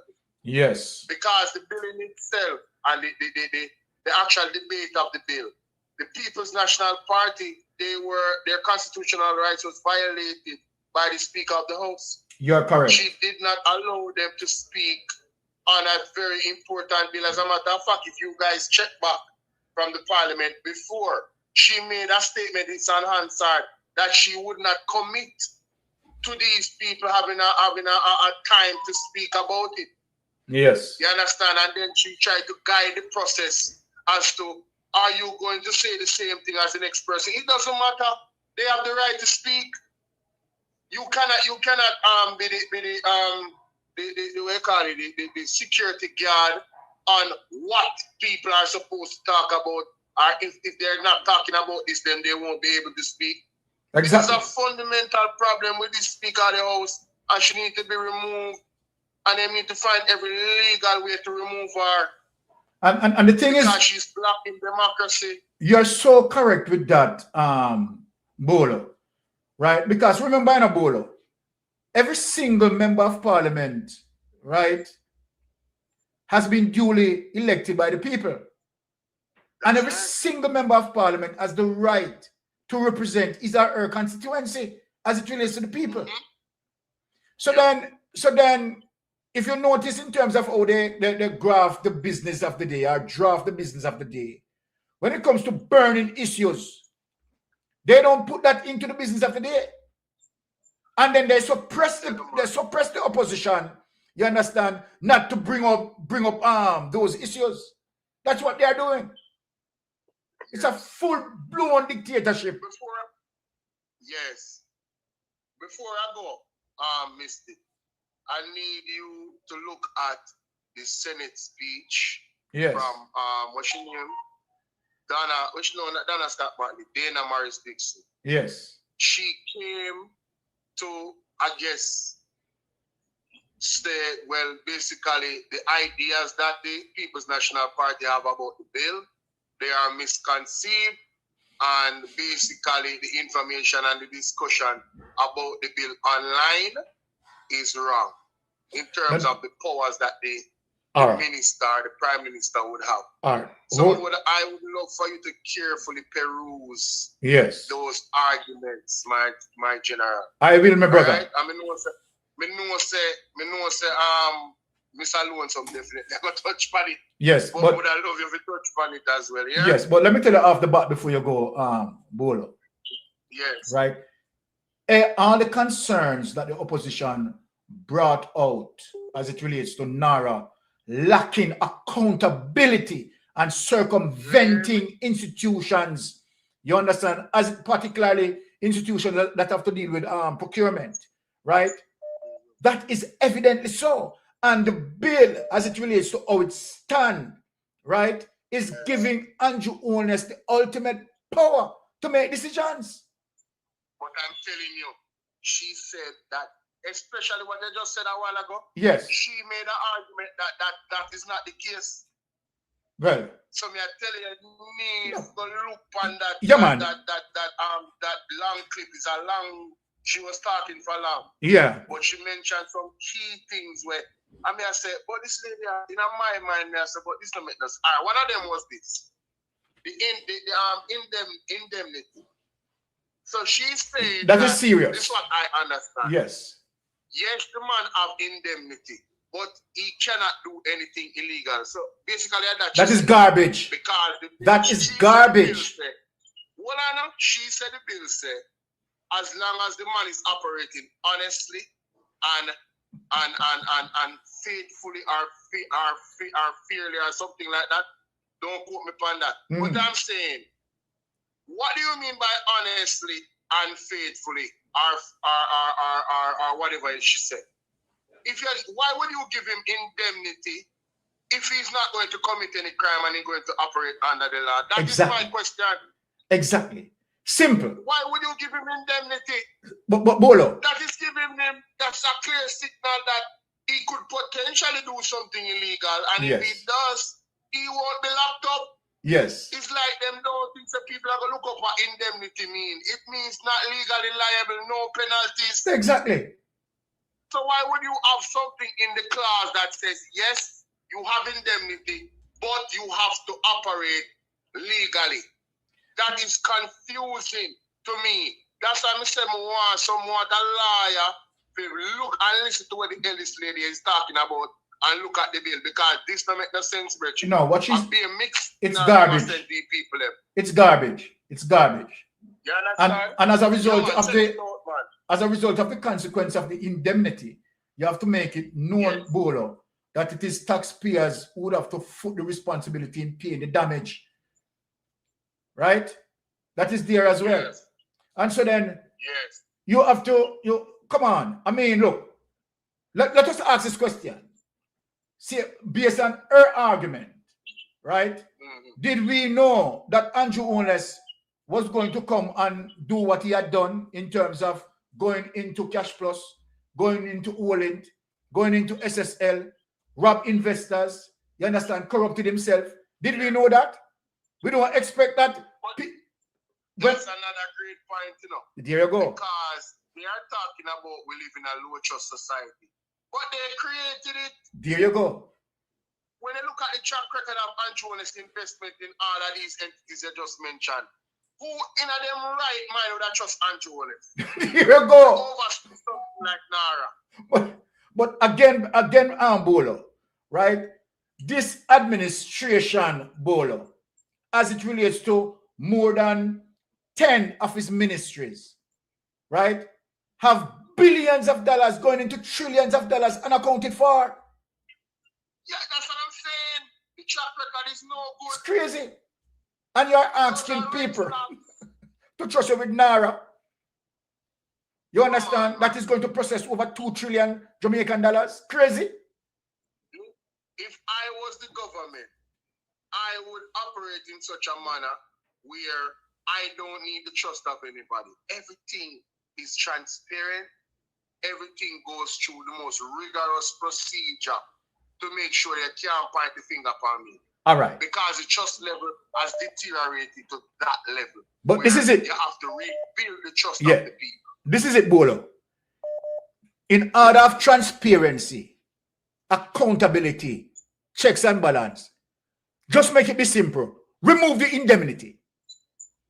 Yes. Remove the indemnity. Yes. It is very simple.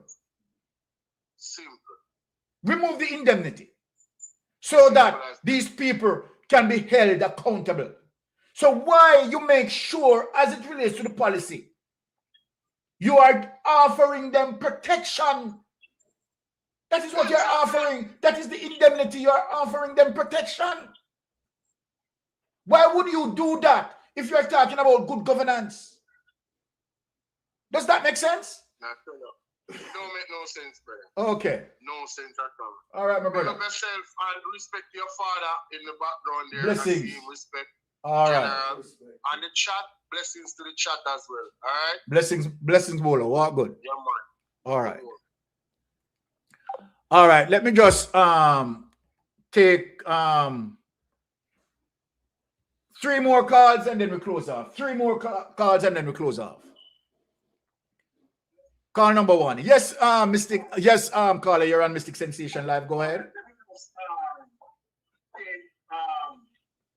Yeah, turn off the device in the background, caller. Yes, you're on Mystic Sensation Live. Go ahead. Mystic. Yes, my brother. Why the other night, the other thing that grieved my man, you know? Yes. We see Juliet. Mm-hmm.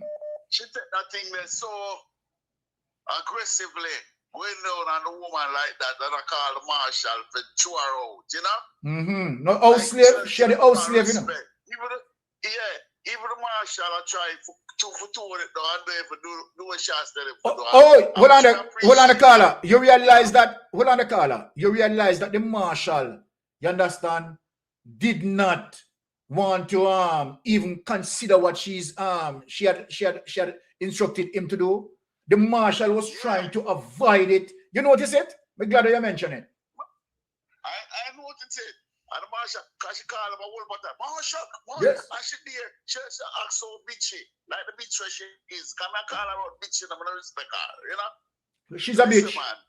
We're not free to say it. Yeah, she's a bitch. She's a bitch. And the marshal never go to her, she call out like, for respect the woman. The woman do that, so what? You know? Exactly. She just disqualify. Them can't sanction no more, you know? No. I just thought this. You should have stopped from Parliament for that night there and she have to come back. Yes. They can't be prosecutor no more. And more PNP should continue doing that shit, you know?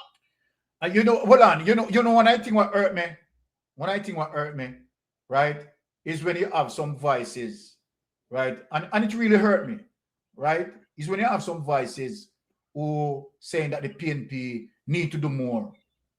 And now that the PNP is now standing up as it relates to Angela Brown-Burke in terms of what she had done, right? And a hero move to me, right? Then now you are now critiquing her negatively. Critique her, she do a very good thing. What you mean? Woman, the Jamaican people, them eyes to have card. What you mean? A lot of we never know nothing about the mace. I didn't even know nothing about it. Tell the truth. I wasn't educated on it. I never go through the civics or nothing about it. Now it came up. I know we're going to get education. That means never chose to win a long time, man. Long time. I represent them. We don't say we want to stop the king. You know? Exactly. We don't want to change the constitution. That enable to change the constitution and stop making. You know, sister Burkina Faso. Exactly. You know, sister Burkina Faso no use it, you know. Yeah. Okay. So we don't need to use it. Disrupt the house, yes. Disrupt it because what kind of bill them parts? I don't want Mala. Oh man, that woman she just get me up. When she come and speak against the prime minister and then change her mind now. You see? You know she, you know. The whole of them buy out, man. The whole of them buy out, you know. Yeah. The whole of them buy out, my brother. Yeah, them buy out. But that bill ain't gonna pass. No. Go court everything. No. I have to go court. Yeah, we are going to file an injunction. So that now go. Division call out them in the Jamaica already, and so them have to hear it. No man, that dead man, that dead my brother. Yeah. All right. But the beach man. Yeah. Oh man, we can't take her. All right, all right. Let me give another person a call. Let me give a person. Let me give another person a call. Yeah, man. Blessings. Yeah, man. All right. Cool. Yes, caller. You're on Mystic Sensation Live. Go ahead. Yes, caller, you're on Mystic Sensation Live. Go ahead. What did I do now? Yes, caller, Mystic Sensation Live. Like that phone hung up. So let me just free it up. Yeah. I mean, when we look at it, right, in terms of Juliet owner's behavior was quite despicable. Yes, caller, you're on Mystic Sensation Live. Go ahead, please. Yeah. Hi, Sir Byron. Yes, sir. How you doing? Yeah, nice to be on the program, man. Thank you. Really appreciate from it. UK. Listen, I am very perturbed at what's going on in Jamaica inside of that parliament, yeah? Yes. Now, and you have right to be perturbed.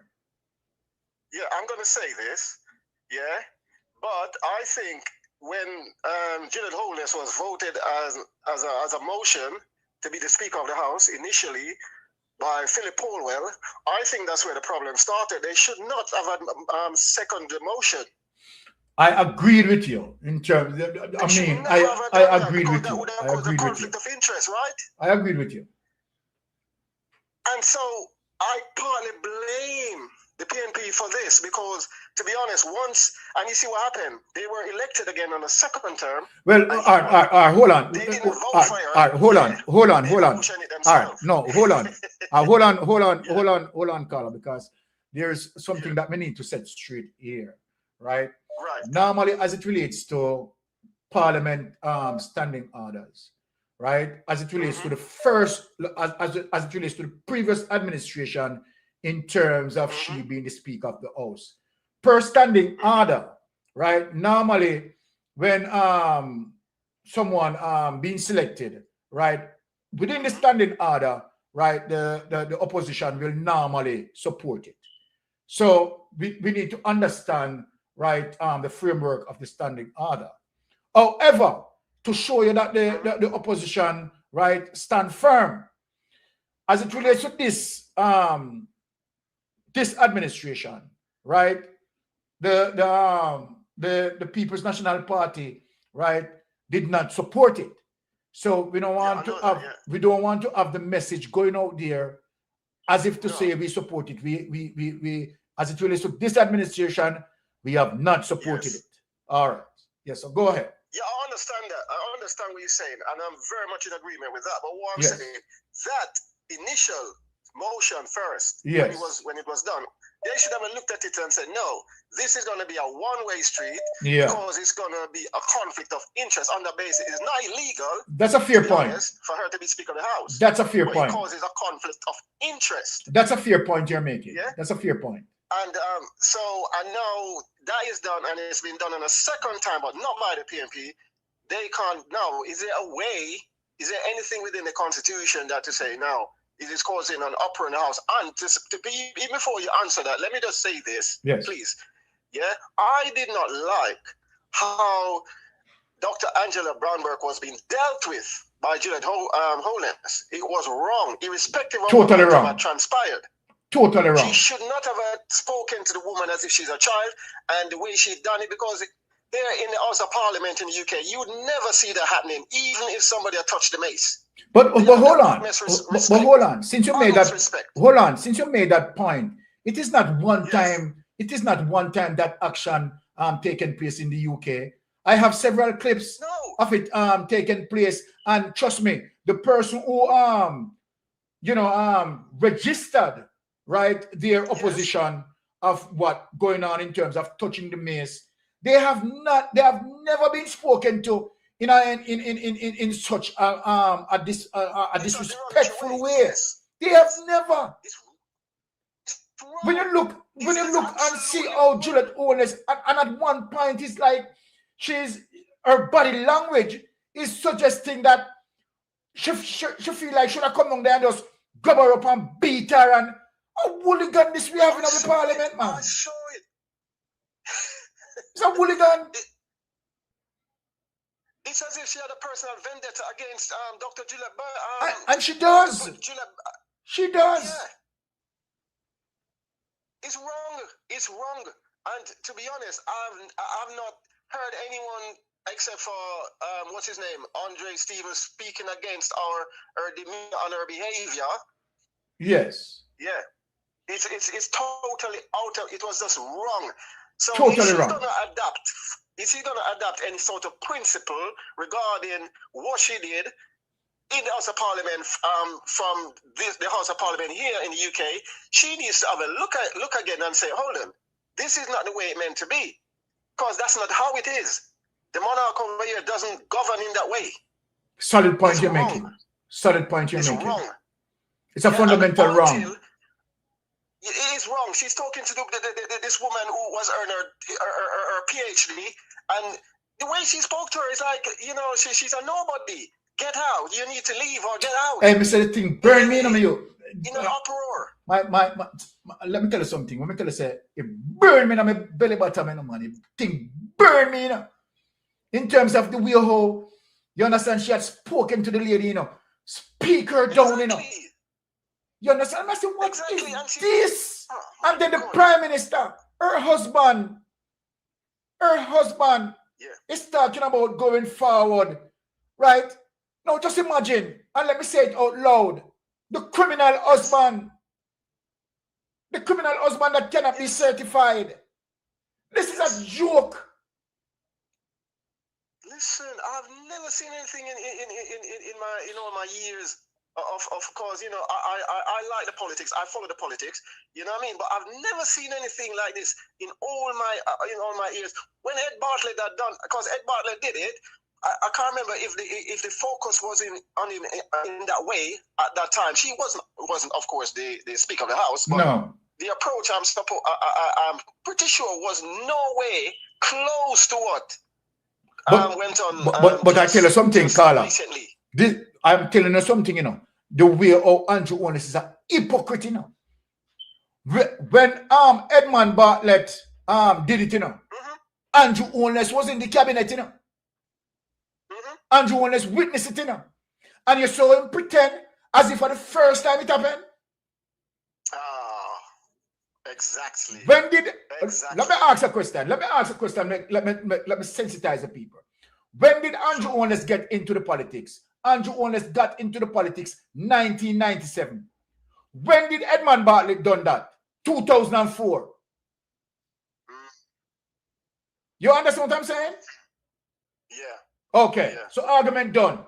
And he's acting like, woo, at the first this ever happened, and woo, going forward, it's to show you how criminal he is, to show you that he's a damn scammer. Yeah, and another thing, what was she expecting the marshal to have done? Walk down to Dr. Angela Burke and hold her hand and... You know, drip her up, drip her up. Is that what her expectation drip was? Her up and drag her out. And that she expect the marshal she lost it. She lost it. Out hard and bright. She lost it. She seems like she needs her head examined, mate. Exactly. No, that's just nonsense.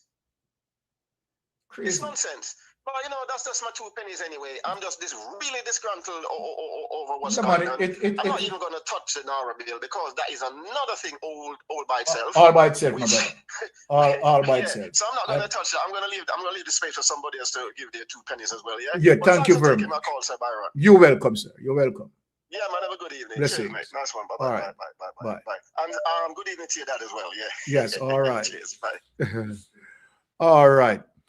Yes, caller, you're on Mystic Sensation Live. Please go ahead. Yeah, good evening, Mystic. Good evening, my brother. Yeah, man, big up the whole man, and I'm seeing my there you go. You know? All right. Yeah, man, big up there, you see it. Yeah, big up the listeners and the viewers, them Mystic Sensation. I'm sitting here and I observe the show and you know? Yes. A lot of things are in my mind, you know, but I'm not going to get to say everything. But I just want to say 2 things.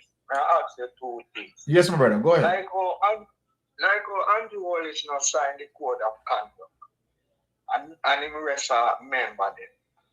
You know, things say they should do something about it. That's if I am in the court of law, I don't know. Because I am a teacher and you will give me a headline. All right, let me speak to that. The Constitution, there's nothing in the Constitution, you understand, that hold them responsible that if you don't sign the code of conduct, okay, these are the following consequences that will come. And this is one of the we are saying as it relates to when the People's National Party get into power, right? And they go into the constituency, and people need to listen. You understand that these are some of the things that they need to ask their member of parliament to ensure you understand, that they craft these laws, right?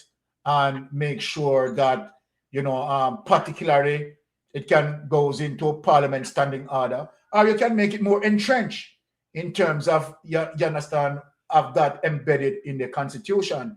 Now, in order for that to done, right, this is one of the reasons why we said, in terms of the electorate, when you are voting, we don't want to give the People's National Party a marginal win.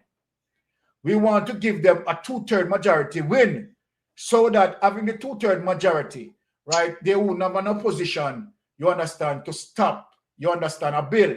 So if they, for argument's sake, now they want to say, okay, all right, you know what, going forward, based on experience in terms of what we had seen the Jamaica Labour Party administration had done in terms of not signing the code of conduct, we are going to move forward in terms of now of that entrenched in the constitution. And I believe that when it comes to political representation, you understand, that situation must move beyond parliament standing order. I think it should entrench in the constitution as it relates to all in member of parliament, right, responsible. But that is my take on the matter. Might be other people will have different take. But I believe that this should be entrenched. That if you don't sign the code of conduct, right, then of course that can stop you, you understand, as it relates to representational politics. Then the question, why wouldn't you want to sign the code of conduct? You ask the people to elect you because you are going to deliver, right? Then why you don't want to be held accountable?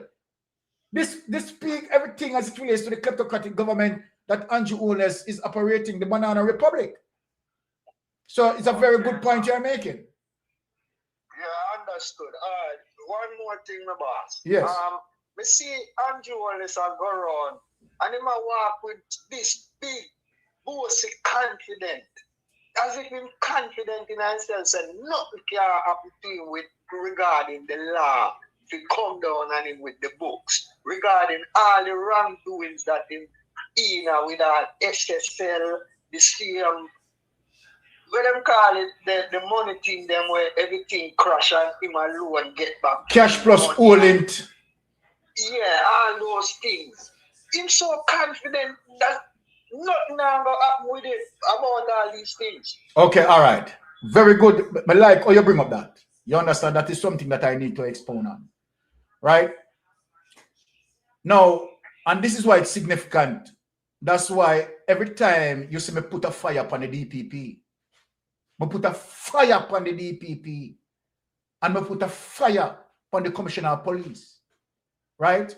So you can see where Andrew Holness' influence, right, extended across those two lines as it relates to the criminal justice system. Because really and truly, right, the DPP can clear up everything that is going on as it relates to the continuation of Andrew Holness' arms house. Now, let me say this to you and give you a comparison. In St. Lucia, right, that DPP did not sit and wait for statute of limitation, did not sit and wait as it relates to abuse of power. That DPP, Adelaide, stepped out and engaged the process, and guess what? Gave them ultimatum. And guess what? When they didn't adhere to the ultimatum, guess what? Adelaide, guess what? Charged them and do what? Prosecuted them. And when you look in St. Lucia, from once he had done that, the corruption dropped significantly. So when people hear me licking out on the DPP, I know the reason why I am licking out on the DPP. The DPP is the most despicable person in Jamaica, and the Commissioner of Police. The DPP, listen to me. Jamaica, listen to me. The DPP and the Commissioner of Police, they are the most despicable person in Jamaica. They are the ones who embolden Andrew Holness as it relates to the continuation of his corruption. You understand? And I say loud and clear without any apology, because they know that when they look in the mirror, they know that everything that Mystic Sensation is saying is true. 100% correct. You understand? They cannot come out and speak otherwise. They know that deep down, It's true. And there's silence. They don't want to come out and speak that, but they know that I am correct. 100% correct. All right. Yeah, thank you for clearing up that. Blessings. Blessings, my brother. All right. Thank you for clearing up that dishonesty. Because next time I call in, because I have so many things to say about. Yeah, man. Anytime. Yes, man. Big up yourself. Blessings, my brother. Big up the team, eh? Blessings. Yes, all right. Big up. Woo, sorry about that. I cut you off too quick. All right. I'm just going to do one more call. You understand? I could do one more call and then we close off. So I'm just anticipating one more call and then we close off. One more call and then we close off for the day. Right.